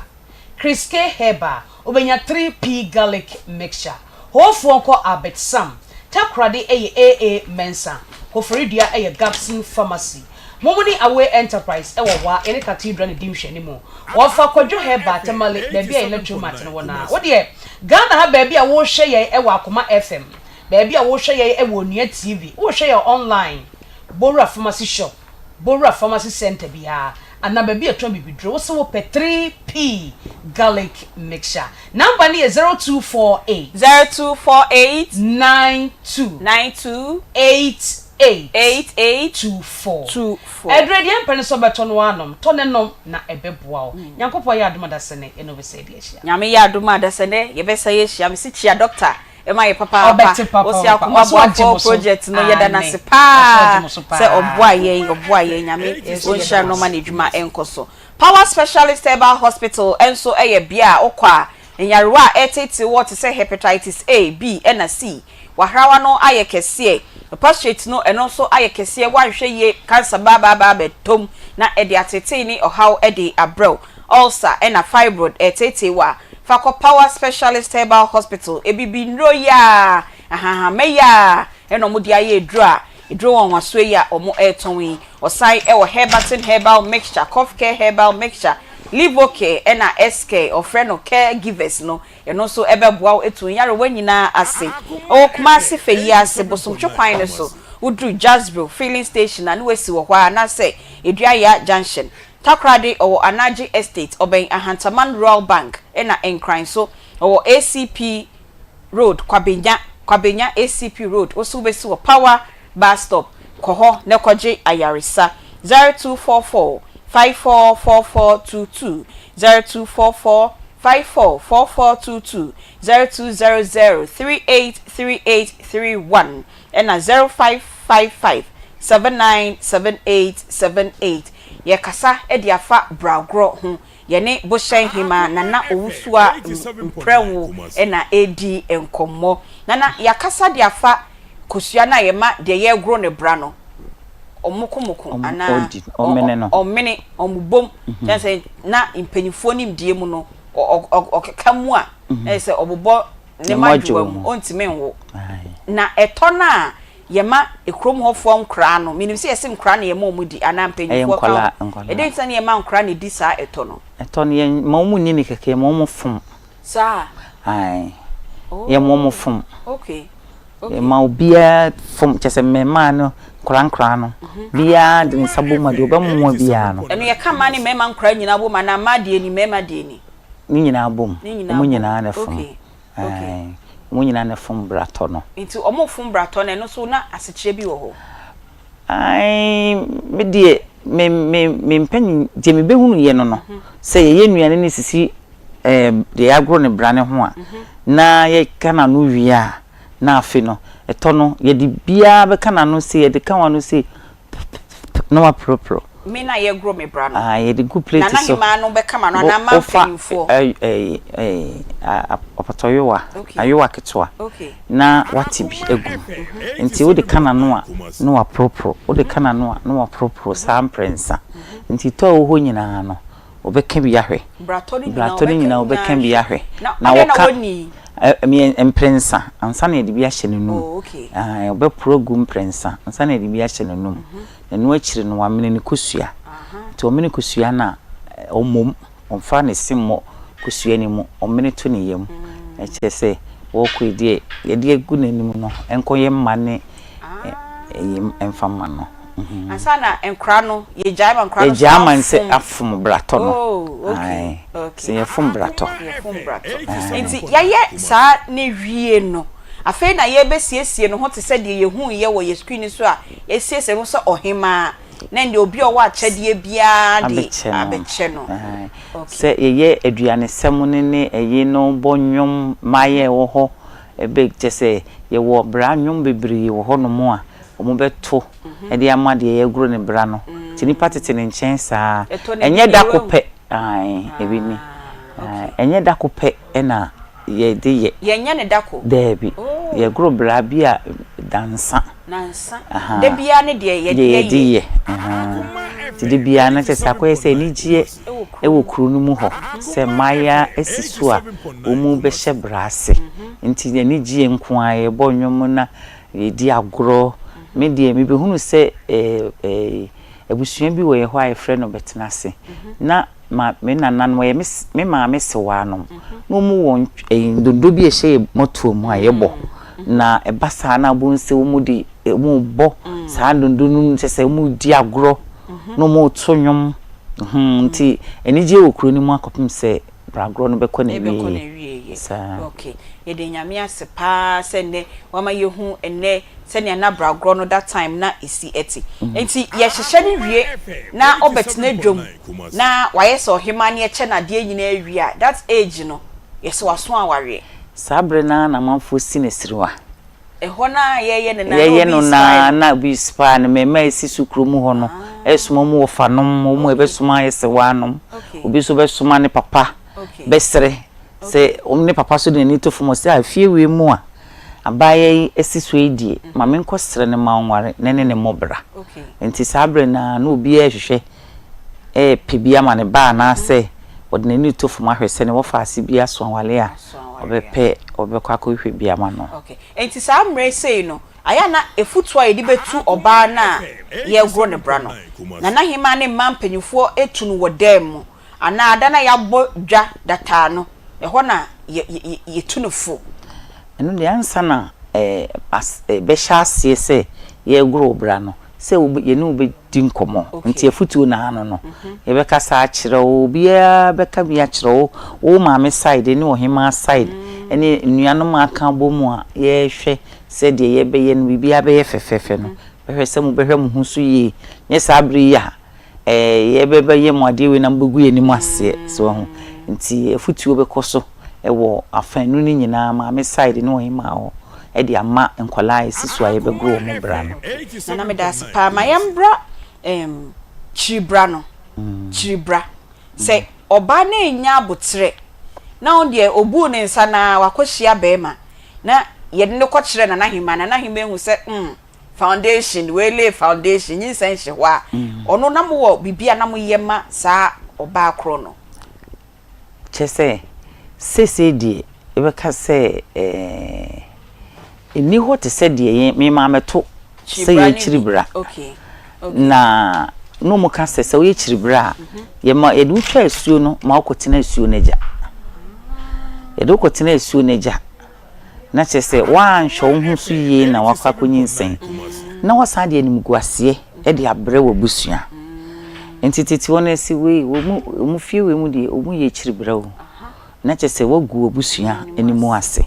enti no bia mpese obete se ne ba ye chiribra enti na abata no ehwe yi obi wo kura ne mfie du miensa du nan no kura nuru na opese wo hwese obegro ne babra se de be ya enkofa nim guase meka no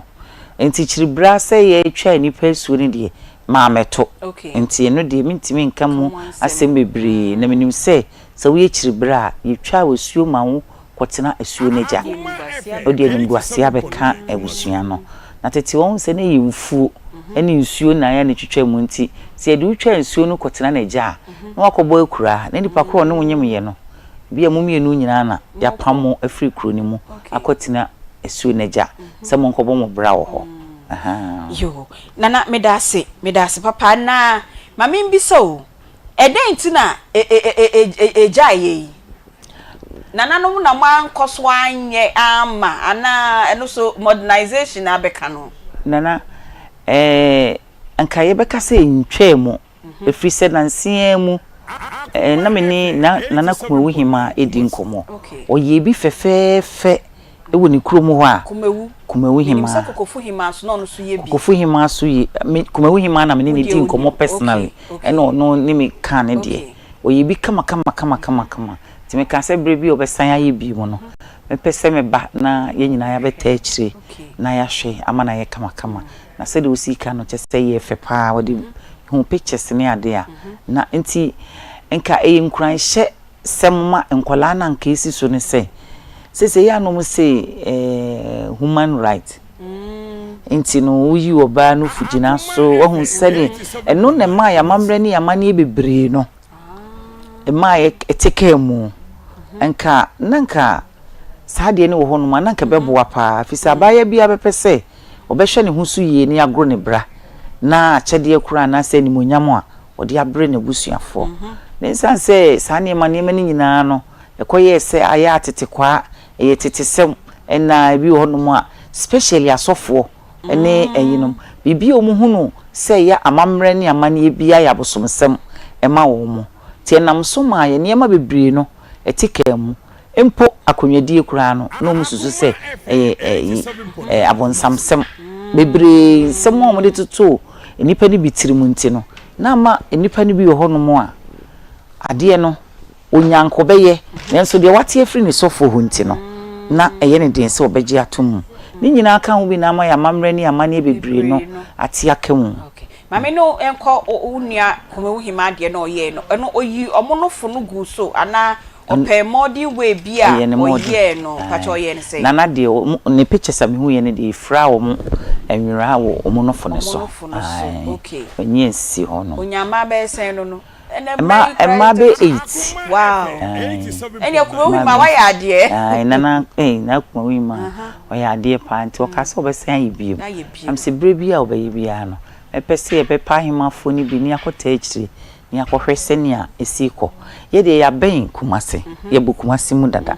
Nti dru se bibisa na e den se nkola ni bibetuo mu ho esi ho se because minya bia nka meye pa na bonde hurei minya bia meguro minya bia meguro pa ama de eka bia wo se bo ho bia ke bebo ni aye ni de ahye ye nyina ye nananom animonyam esanse de omu yegu ho no na nya ade a na enye na ya ade a na ye pa ese namafo na manema ni nyina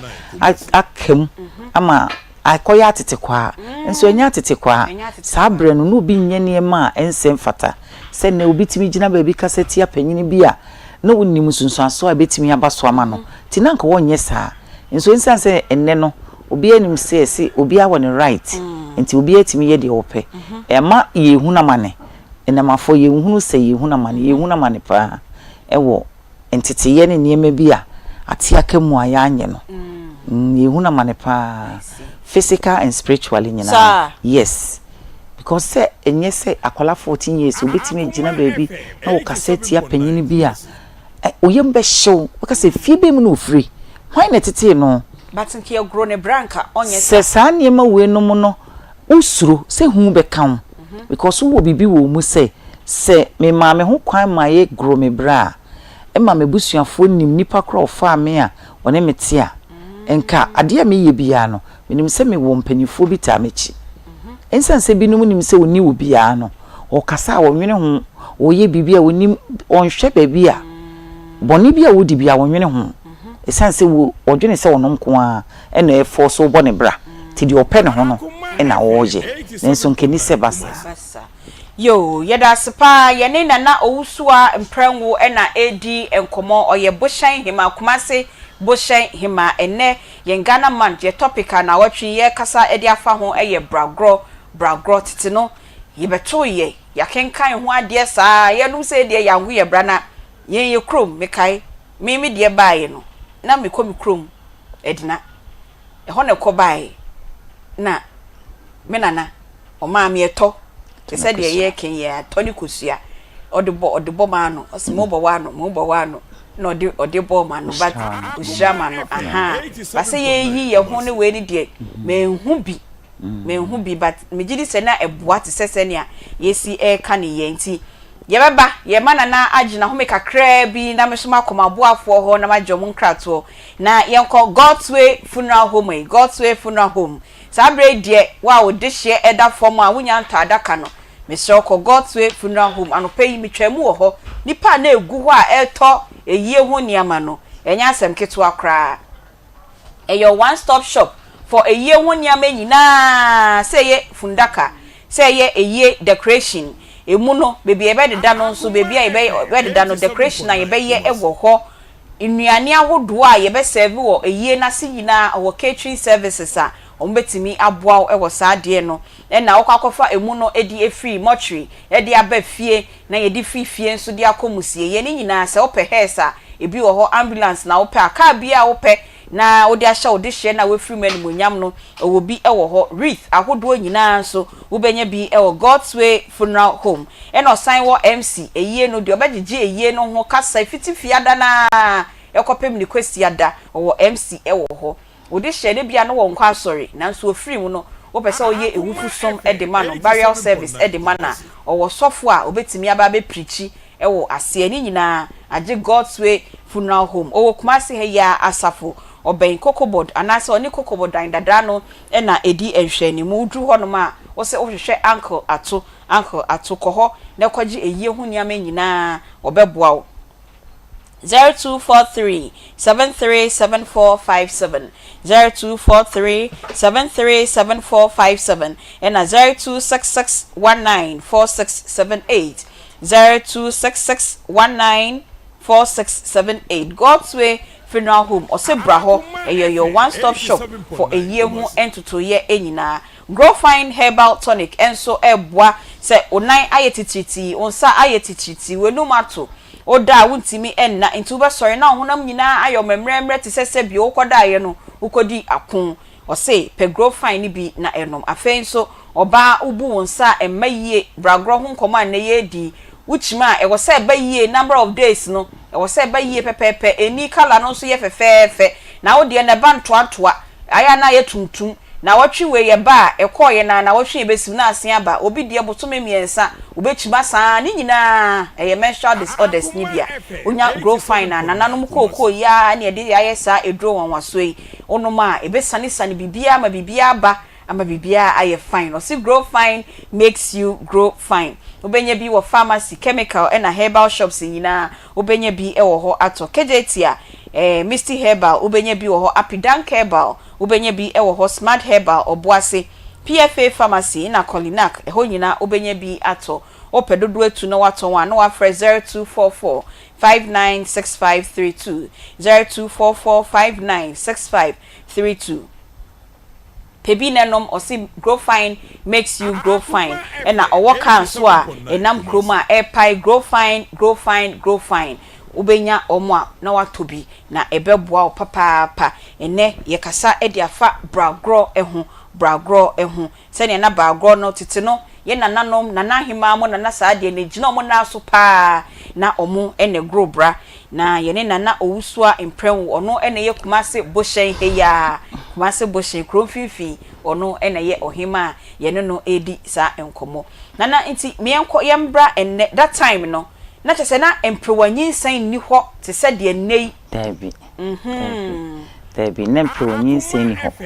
de na ema emprewanyin san kra no so ne se be makure suru se wono ko ema oba bi ye chiribra ye twa na su a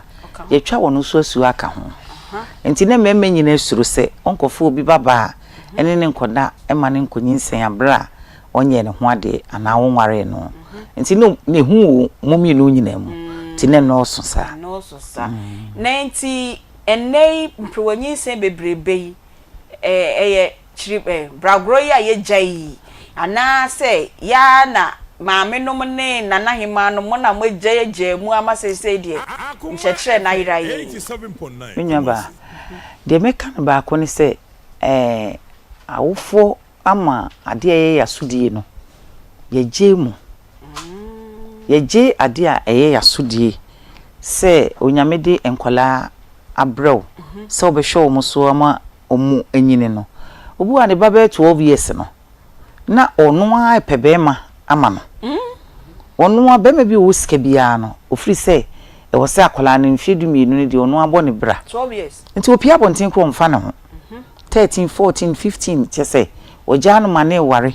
obi timi ne bema te se o mene ne tena ubusa akola be 17 years o ne bema tena me na tena be 6 years imagine tambe no mo shase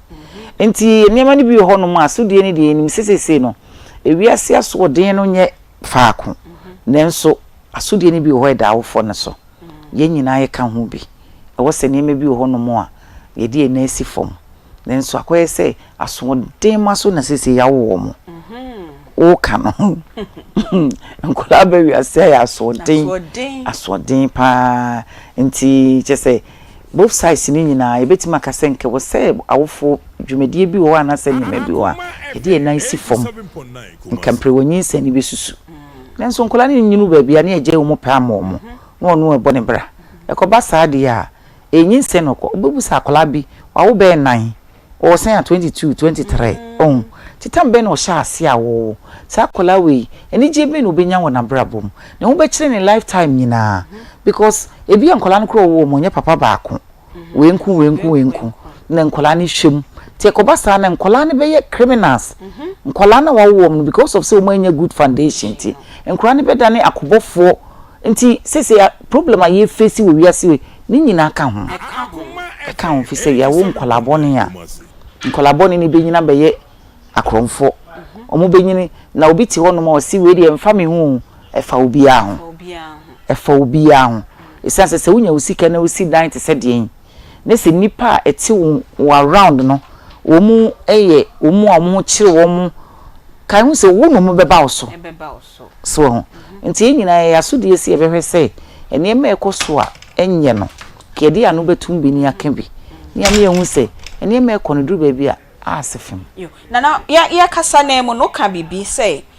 bragro no eba form asebio say I to say bebre na eja ye kra no asofo ya bi e de I say aye abosom sem bi be bata ho nti no obi ejai na sebio na abosom sem bi e bata ho abosom sem bi animu ane bata ho se ne na tete ho no yenim se Yesu bia yenim se nyankopon foforo bi wo ba bi ni enim twedi ampon a wo soro ye pegi ani hwe soro ne ahwe form asase ya ni enim se tumi bi wo honom ne de ba wiase etisi e kasa nyamsom obi na be kire nyamsom ana omuboa ni enim se nyame wo obi obekasa Africa ni bi enim se ne nyame wo no otwa ntro ne nyame wo ni emum criminals no enna ebedane no edi Yesu be ye statue enna obi a na Yesu because of kwan ombefa so ombebu nipa enunti yes enunti no mode be yesa because tete ho no se obi ko obi efumu a no tin kontomre kura oba obeba be ka che ni wura se enemi twemu wo ho metin kontomre ekomfie kodi esanse no nim se bibi wo ho se obi enhu no kura na otwedi amponsoro ene asase ye enhu no se watin kontomre no oba be ka no kura na kire no nenso sese no ede na ehu sese na yesi nyamesom afa dominate Africa no hwede ye kom hwe situation ye wom bra ye bre omo si bibia ya bosom sem we ye beye we ye sei enso before no ye nim se sa na mani na ne wo ho enso so no na obi ye moni a osuro se bibi beye no osuro se bibi beye no ofo wade a onim se ade a mefei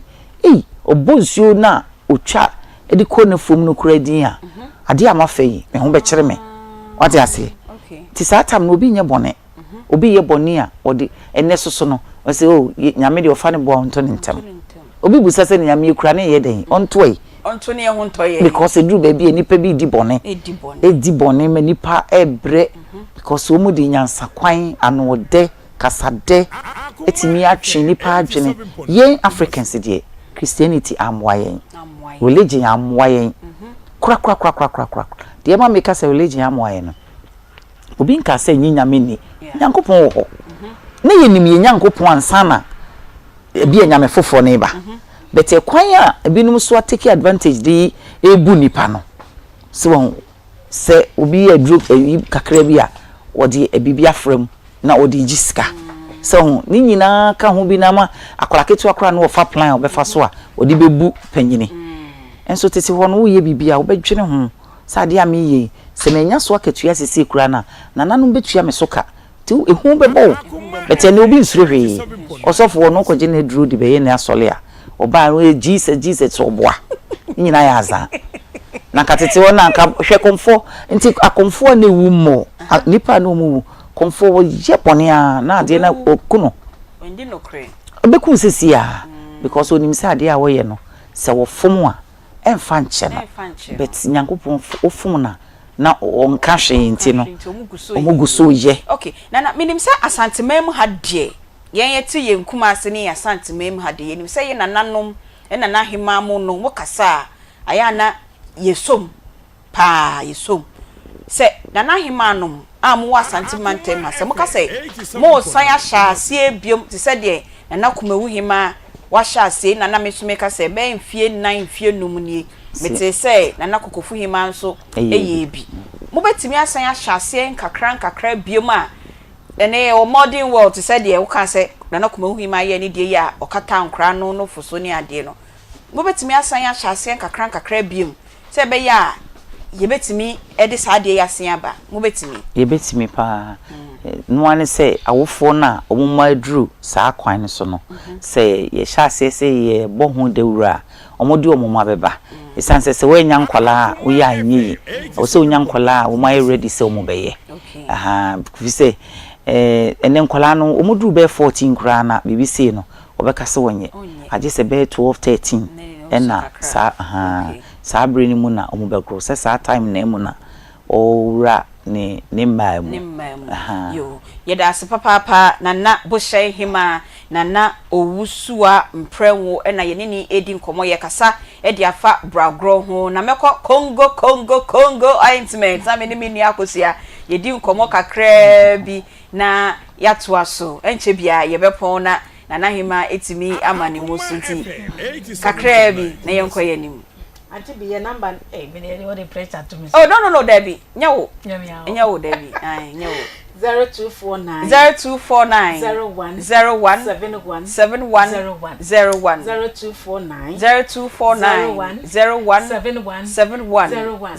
and 0204 61 Congo ointment. Aunty Bea se de e ma no titiri wo mufra questions ngwa no mbusa obi say benya infections be 10 years obi de 15 years obi ka de ne sokra me say 3 years o bisi ma wopa ne sa intimi nko obi say afedi agya Mrs. Yare na yemia be ma baako e na ono ne medi nkomo a wo ka kire me say wanya syphilis na syphilis no be den na o treat amano akọ eno de me de doctors ne number na amano wo chese syphilis no wanum nro antibiotics no na wo ho mpane ama wanya diabetes kra ebum infections na che e wo so a ensunsuanso e de ba na bebrebe nipa bebre aboda because of syphilis ya mechanism bebre ni efra ebi so elusu o mo site ba because of infections ebi so kidney asay because of infections obi brebo nwaka because of infections obi awo amane ba ni afra infections na bi na eyesa eti se ema no ya na da ya no se menya infections menya white wonti so ba bi e ka se menya gono menya syphilis da wonya white na namu keka ni bia wo se wonya white wa na ka kirewo e wasa wo run la o ye test na wo hu say e ye syphilis ana e ye gonorrhea na e ye de ben ni wanam makeka bia na ye white me pam chaw eti omo bi o ma no kan wo say white ni me treat 15 years entimi nko ene nko ye white ni entimi nko e kwa dadada enye white nti wo say wo ye further investigation bra lab na yen testimony na yen hwe e bia make say yare na ba be che wo so say 10 years ya wo kan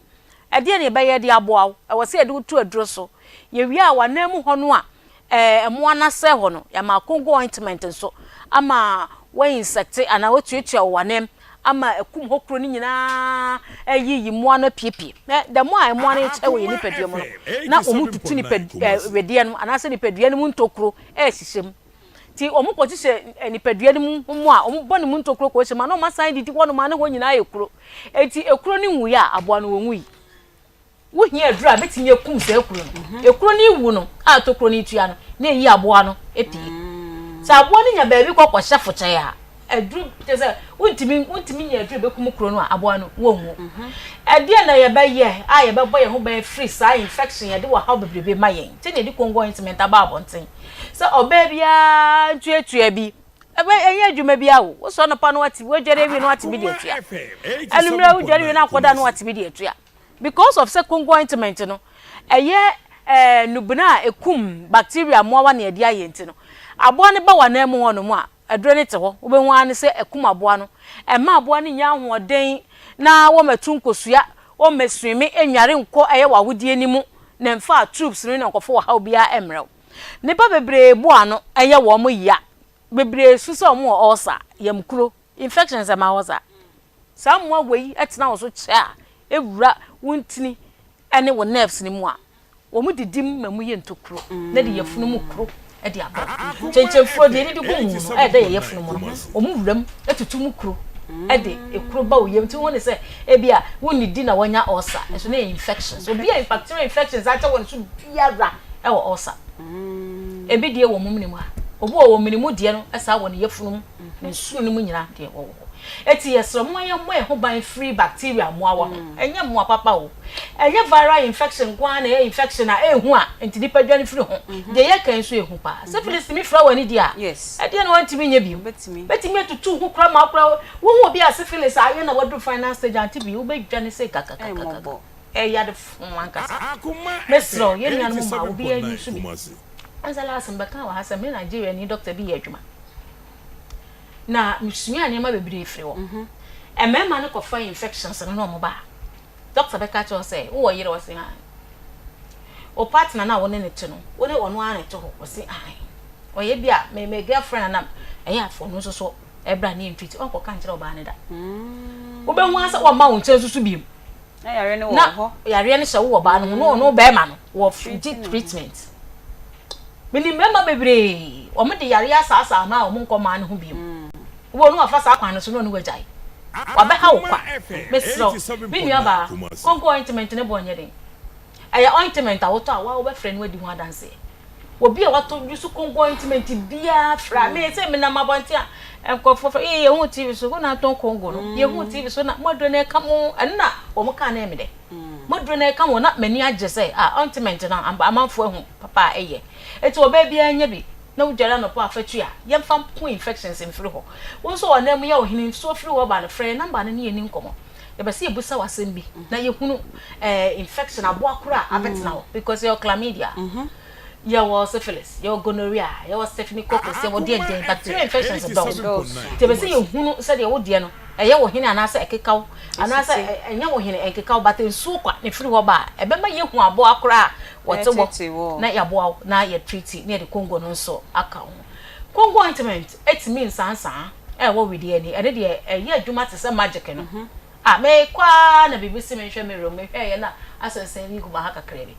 me kongo no me wo bi da me bag mu de bia wana me ye na me de me nsa se efa o ene me hot shine so ha me na me de fans ne nsa na asemu hye me kakra Aunty Bea manfa ho bi ma de chen kura me ko me hu ta na free boy eti ko appointment na yensa e di adwuma te se magic no e be yin nsa ni nyina afiri ho ene me ntonche a so san na egu widim oho keka na akoto kongo intimate anse anya adwuma be ba betena TV so afre na ka sem sa asem na me kan meboa na sori korako mani bewu etimesro sempompo so na eba wa TV na fata so empire no na emom ebe hwete na firi ho a wo hu mpompo no na timfuturo kra na ntama propro fa bi esasa so mo amko eye mining site amene mu no mo nsa ho nyina mo dware wi amonti bi nsra waye adwumade no wabrɛ wakɔ adwuma no wabrɛ wo bara wo dware wi afa bi sra de bɛti ahode foforo kra wo benya na wo de kɔ adwuma so ba bia yeton eye heba ho ne menyina no ya to bi apete ho a wo sabeka wo kɔ sunya ne nso a ebi ɛwɔ eye Green Light Pharmacy Cap Heba na Brekum eye Red Zion Pharmacy Newborn Chemical and Clement Herbal Center ebi wo frɛ number ne sesi a ene eni nkomo o problem bia ene wo skin problem bia wo bia no ye no be de hu nkomo 0249 01 71 71 0249 01 and 0204 61 oh where we Aunty Bea maybe say me mama pressure yo ya da se papa mi dia ko so dia ba ye tie ase kokuo kon na adame ba no me ba be ja Aunty Bea me say me de man answer beka special request right with us yo eti yene nana owuswa empran wo boshan hima na yene ni edi nkomo edi afa bragro ho na enche bia me mana kan final words just emredi wo ma no kra na so ye hodo eni adesua enti nana se obeba na oni yen ababa besua de enti nana yede ni nyina eba na wie ye no ansa na mo betimi akeka mo ho abo me ka sebio nana no mahema bekeka mo ho abo na bia mo hya se kakra na masia ye ni biom a efe no se Mami, ono ba wo fie a onyini banansa na obebu ne nsa no. Nchenchere ne efutuo ben na wo mami ne wo sa ode ma wo ba no. Ena so obu ne nsa wie a amamre kwan so. Kosua ne etona na mo ye mami gidi se na nana no mu di nti a na mo ye. But ene obi bu ne nsa chese yenye ne hwe kra no an se ya tade bia ma na yesije ne fa hye ho. Bacho tuye fukakra wo ho na yenwie yenkomo no menim se me wo emama penifo mienu 32 and 27 okay na bra omu eba omu mfie mo no na me kire omu se ne oba oduru mfie so a oye kwan abefa so siesie wo ho bra obehunu bibisa ne pe wo so bebo mama ne dai di kan obehunu moje ni na wo se wo ka kire me ampa so me huni nyina na de ba ko a eye me nwanwa ne se me so no me beti se oba enyini e wo stage bi na hu se nunufu no ba bibrebe a o de tabo so a emabiem sa semu no meti no masum na me second born na ne nofo roba no me huni sa se e doso ase be doso na me ye ne sa no ano ne hwane stop ye oye o de tane bo so me de bo ha miensa amabiem ejina ba bia ne jina na achese me jai na nke bia be yekese ase me de kora na me susu se ase ebe ha no ha bia na chi cause no fo mudu a wachi kase ni ade nti sa de no ema me hu se sa se won mpanyifo ka no eye no kore se no fo roba na hu se be se de si ba no ebe ha wa wo de tabo so me nsa wa ha na wo de tabo so me nsa wa ha eno ano no emebiem ebe gina ba bia gina na nti santete ne ye kire nkola no se de kwan o mefa so a omu ebe sisi wo mu ho na se hode me wo mu nyina wa brochire de but hode pad ni ade ni na ye available yen time ne de na toilet roll ene television a ye se dato neat friends entumago a efe na wotwitwa aha na wawisu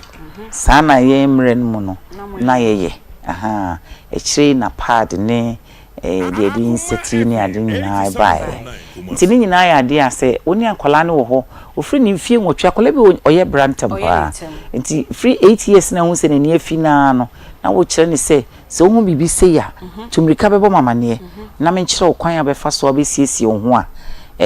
enye wo ho ense wo ho nti wo cheche akola na menim se ebeto ni tirim na one memma nkita hodie mu one memma nkita hodie mu se unhunu saade no na unim na bema so nufu kra obenyem ende fato akola ni tirim ntem se unyini na ma bema so nufu pe obenyem ti akola bi wa keka sa kire ne to ni tirim ne no ase nkola timi aye chese omohu eniema to extend akola be 10 years no de wo fon so a obetimi aye no chese wo kura be so be ya onwanwa eno ne ade asese eniema ye femu a ye hu se eyesim topa e wo sa wo foma ye ni ko nkola ne bebre wo fon so eniema omudi omani hunu no akola oba bi onu ma open nkomo bi edinti ne wo je ne mobile phone no de ama akola no je ya otimi google no ko baabi okwa ebi akola na ye serious no wo hwa ade bi bia na saade no opanyine no kra wo mpese wo kra wani behu nso na akola no tembi obaje wo phone no eno na wo hwe tini nyina ya ade wo sa wo fo ye ma ye ni ko okay yo final one ye kosua na ye de ema wo ni etona na wo se ye hira wo ma no na sene o kan ye Kristo sumunti o ba tan no kra onye ne ba ne sa but if you say e ade a wo de o ma wo ba no ye ngro ne bra say ye ko gro ne bra mo bi ehu say ya gro ne bra kra na oba ne bu ne nsa o so hira na no o so futo na wo de kosua guso okay na wo mani dibi na wo hira na no se wodru ni mafi so se wantimi amfa na anko anwo ne bra kra eno de e wo se wo ye ame ma me wo mabro kire me wo mo no ho enso me ye wo nyina me fufuto na me de kosua guso na me de hye wo numa ya me se memmo kosua ne mo mene eto yem de chese mi hira wa no se wasi wo ma emfie so enti eno de bebi a wo bia no eto ne kosua de mcb wo bebia to bia betimi aye okay eto ne kosua de na wada ma wo beja ye hwe bia wo bechia obi ana say wo betonkra de dika no ma menchia mu okay eye Akoma FM etiefo eni ahwefo nyina onua tv mechia mu nyina bisachi amadofo no matamfo nyina na mechia bo hyen man okay eye mohima na metia no na osu amprem wasipim akonwa ho ade kuma se bo hyen hima mechia mu nyina mechia me ba panyine na bo hyen hene na nantwi bo asia ko otoso mienu bo hyen hene ene bo hyen dwomfo nyina ene me ma wo mu wa bruchire Harriet na second one the Wendy na third one the Robbie oni mi kru na naje my Fredria eni madofo e wo Hamburg nyina mi ku ma mi wo ku mienu be progressive queen mothers ai wo kumase me na me president be chia wo mu nyina ena me sa chia progressive UK na nanom UK eno so eye emema ni ahemfo edi akonwa e wo Ghana ha eni nyina ya kan ye ho abom ye chairman aye chairman eni Kinzoro eye aboafo na aboafo hene sese we doctor me chia wo mu nyina wo London me chia wo mu nyina ena me chia me nuanom ma me nyako ene de odi mechi na sei me busuafo nyina me chia wo me kase me kan hwa na me twebieja me sa chia me customers o mo moto ade o me ho me wo SPM wine and whiskey shop ena me san wo washing bay so ho ena na nya grow bo me chia wo mu nyina no wo bo hyen na we o menhia enti me chia wo mu nyina me chia me customers nyina ena me chia madofo no na nanom so mbeja ma me ye me ma me yi me chia wo mu nyina me da wo ase so ma me free mu nti 2 weeks ago ena me sie no nti me gina so akwanya iso na me da wo mu nyina ase so mu de odo ebe boa me ma me ye abrewe ye kata na chikura me do mo na no kan di bi kan me pa cho me mra ne no nana ousu a emprem wasipim akonwa ho ade kuma se bo hyen hema udi no honam so udi no honam se yo me pa cho wosan ka no miensa na e wo se ye ma ye mu college no ye be ma wa bam na nana ejuma ne do so pa so ne ne so oba no ne yen ebedi nkomo nti ono beja yen ho akọ na ye twa yen ho sima mienu ntem ye ba mi ko nyina mitie o mo pacho yo ye be ma free teacher number no eto 0243114497 and na 032249803 cho numbers no egu ye twa yen ho ye ba na mo so ma free na de na mo ni fa bragro ho ne kwa ye be fa so a na hema no betimi asan akenya emu amya se aye bio no mo so mo de madwen kire aba ye ba sese ya me pen je me behu ye no say ye nuane ni sisi de agro ne brane ho a na ye kana no wi a na afi no eto no ye di bia be kana no say ye de kan wano say no apropro me na ye grow me brane ye de good plate so na no be kama no na ma penfo opatoyewa ayewa ketwa na wati bi egu nti wo de kana no a no apropro wo de kana no a no apropro sa prensa nti to ho nyina no obeka bi yahwe bratoni nyina obeka bi yahwe na woni mi emprensa ansa na de bi ahye nenu obepro gu mprensa ansa na de bi ahye nenu enu akire no amene ne kosua to amene kosua na omom omfa ne simmo kosua ni mu omene to ne yem echese wo kudie ye de gu nanim no enkoye mane emfama no asana enkra no ye jama enkra no jama nse afum brato no se ye fum brato enti ye sa ne wie no afei na ye besiesie no ho te se de ye hu ye wo ye screen so a esiesie no se ohima na ndi obi o wa achede bia de abeche no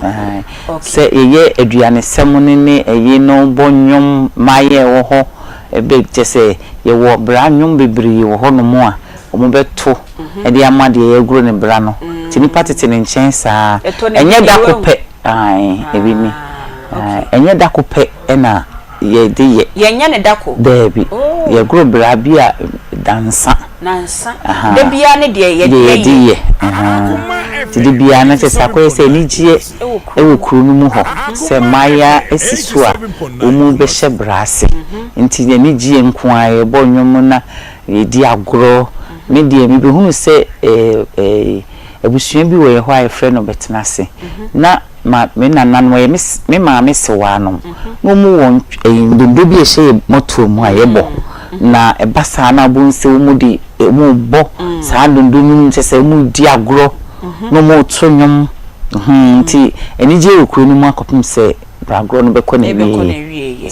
okay e de nyame ase pa se ne wama yehu enne se ne na bragro no that time na esi eti enti ye hyehye ni wie na obetena dwom na waye so hima ne eche na de nyina awie a that age no ye se waso aware sabre na manfo sinesiriwa ehona ye no na bi spa no me mai sisukru mu ho no esuma mu ofanom mu ebesuma yese wanom obi so besuma ne papa besre se omne papa so de nuto fumo se afie wi mu a abaye esisu edie ma me nkosre ne ma nware ne mobra enti sabre na obi ehwehwe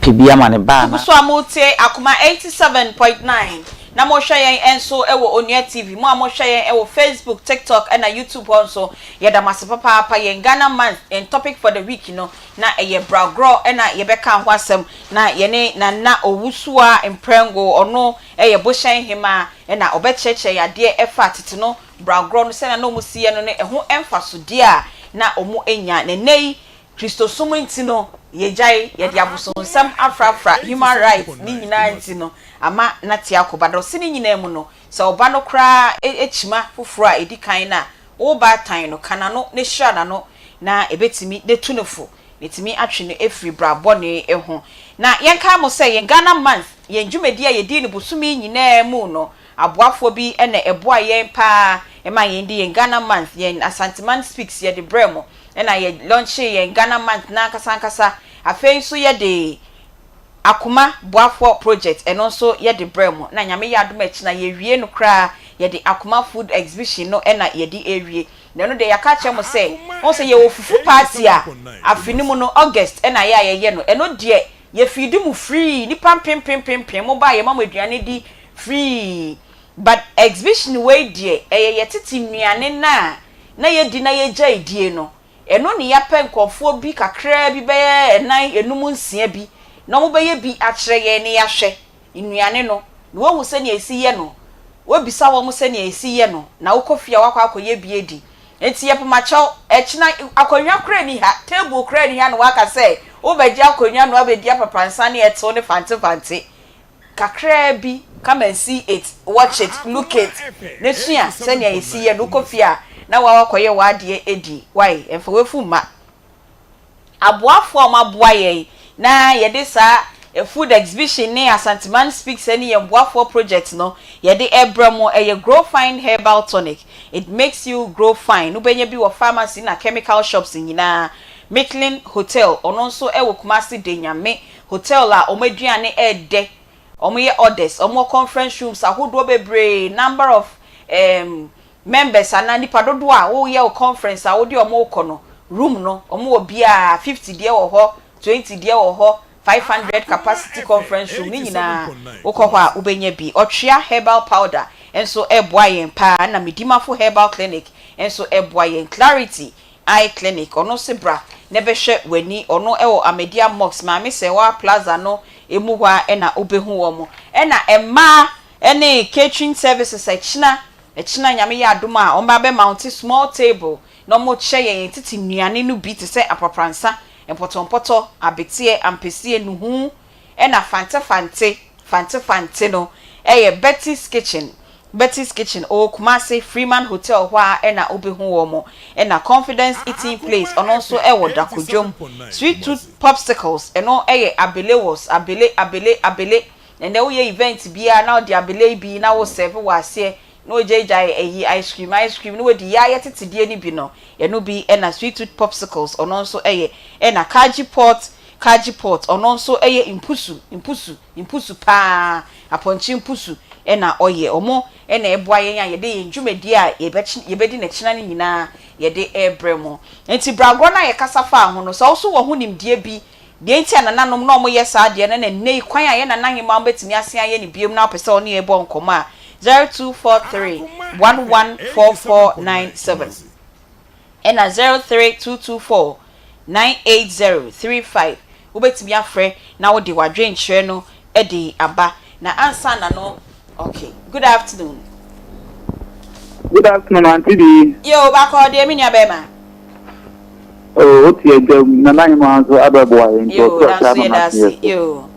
Amin tiami na bo sai mo wazo ye. Na titi. Me type no kwa na ye me de. Na kasa me pa o. Amin kana papa na me di kan bo mo Akoma so maba so ze nyemu a ye nti ganya na enena nti. Na blago ye ye fi ho mi. Ate na naka ni de ono ne ma no anya obi so wa manko anya ku tete na tie ehun se ne ma ni twem na je tete de tete ma de ma e ma ni twem ma ye ni aye tie for tie no ni si ade pa na e ka se mo ka no fo no se o mo din ku so fa ho a o tiem de nti na o tiem sa de no de akono de a wo ni ma e da Me that say 0243114497 and 03224 98035 ye kasafa bragro ho e de enti na tete no na ye nananom na omo che omo ye bragro. Good afternoon. Good afternoon, Aunty Bea. And the one for crack comment here say 1937. Meda na say. Okay. Wa ka samama mani ade papa. Na mi bisa question bi. Okay. Me question bisa na say. Nse me kwa mi be tubi. Kan e kete no. Nka se obi ye chibra. Me tana fiu. Ye ya kura no. Ebi fisa. E pamu kura free kunu. Duan se tiya me ka kunya no. Na o kan se na ye. Nana sorry. Ejuma ni ntina o so okoye dwumadie bi. Wa ochire mu se uchi wa twen ame angro bra no na unyi sen a ye twa wasu. Because I say wo di fin ni animguase aba krom ho ene wabusua no. Enti wo ne be ma na mo ye sa de ni nyina no ye twa masu. Kopim se bia mo bewo ana wo bewo ansa na ya ye ho amamre na wasan aba krom ho. No mo ye ne sa de a hye nkra ne se twen ma ye ngro bra ansa na we hu be ma. Enti asije no 1937.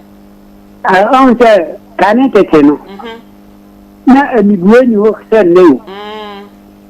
Kan tete no nka bode na yi no awo no. Eni na no pusa yɛde ntomago abɔ wɔ asene yɛde bi ato ayini mu ansa na yɛde abɔ anim akɔtɔ w'akyi wotumi a ɛno ne mogya no yɛ dɛ ɛbɛgu mu Mepacho 1937 year that's papa 0243114497 03224980035. Good afternoon. Pacho about TV volume then call from why I found. Good afternoon. Pacho, good afternoon. Good afternoon, Obapa. Udi baby au kasefi. Pacho, we take okay, Pacho yeti. Pacho no be because na na man ka tinye man mo sande abai be fan but because na some problem about the must pa se mu gusu na mu from the table mo program na mo ya no fan pa Friday to Monday mo na mo ja de na mi ka kamo kafra de bi ahwe ne tie ye why ne tua de yo nana no ba hwehwe so betimi akeka mo ho biem na mo de bragro no in a more modern way ayeyi mkra no fo ho ne ade no enhre na omuguso ekeka omo. Good afternoon. Afternoon, Aunty Bea. Pacho doko de captain. Doko captain bango ni. Ai captain pacho me hu a. Enkomo no ye de na mumu no. Aunty Bea. Tesi apa teta no mari. Teti no omo ye ya na dam kre no. Enfa o. Akoma FM 87.9. Because when be ba o na class 15 years warning. Eno ni ase. Ko hu ne no akoguru mu bra. Akọ hu ne hin no agro ne bra. Se ye nananom no gya ye no, ti na okasa se nka ye na nka ye sia ye bie mu a. Enka nkra no no be pre so 11 12 years na nka ye. Na se Aunty Bea. Tesi area se ye wo mu no de na meka se enfa no. Enfa. Captain Medas, why? Good afternoon. Hello. Yes, good afternoon. Afternoon. Yo, Pacho di baby au kasefi. Because edina fene mama ekukua. Pacho sa kasefi na. Ina kasefi na fene ekukua. Mama ekukua. Yo, Pacho na mite why? Ayo, Pacho program tebi na mo neda. Ati bi man bi konfini obetal wa ame so program often amasem ho. Ebra me should be na we light off. The amount me san come man no. Nya man no come to yo, but na dwumo nyame ya aduma ebnada ye ni besna your program na ne number no osanda to go enter ebnada ye tenye nai. Ebnada. Nyame aduma ebnada. Program ye wie nyame ya aduma ebnada ye batuya do. Nti ebnada na etenye nai odne number no bo to go ai. Pocho yo, yeda said na for your nyina. Good afternoon. Good afternoon, madam. Yo, Pacho di baby au kasefi. I have found a holiday in Kazafi as simple. Yo, Ejan Pacho yeti yo. Medasi, and I get a motive and get a chashum and the quack of a bar. Madam, and Kayapa. No, no, when I saw for crying, the hot water you preaching, I was here that you think to do a baby food. And then another just animal. It is all yourself in the trap cloud with 15 years for. And the Ghana, how many got an aquatic review? Oh, very aquatic review. Aquatic review. And I will talk about a TikTok is a kiss of or what date of the Cornish kitchen to. And also, yes, what that you see children into the people in the father of the National. Oh, from although I should have an aquatic last second catch the war. What I said that they do to the father of the Ghana. And they are going to the father. Then I'll come on. You won't get the demonstration of the father and that's a one voice you saw to move for Tahoe. And then I thought I was okay to tell you. And then you are what them and also for protection. You young Colana and Colana say you understand with them.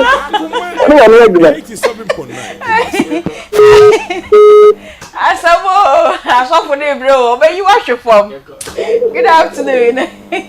Afternoon, madam. You're about Paudi, baby, I'll Casefi. Oh, your family, Mam Casefi was a crop. You, Pacho, it's you. Oh, you're done a nancy.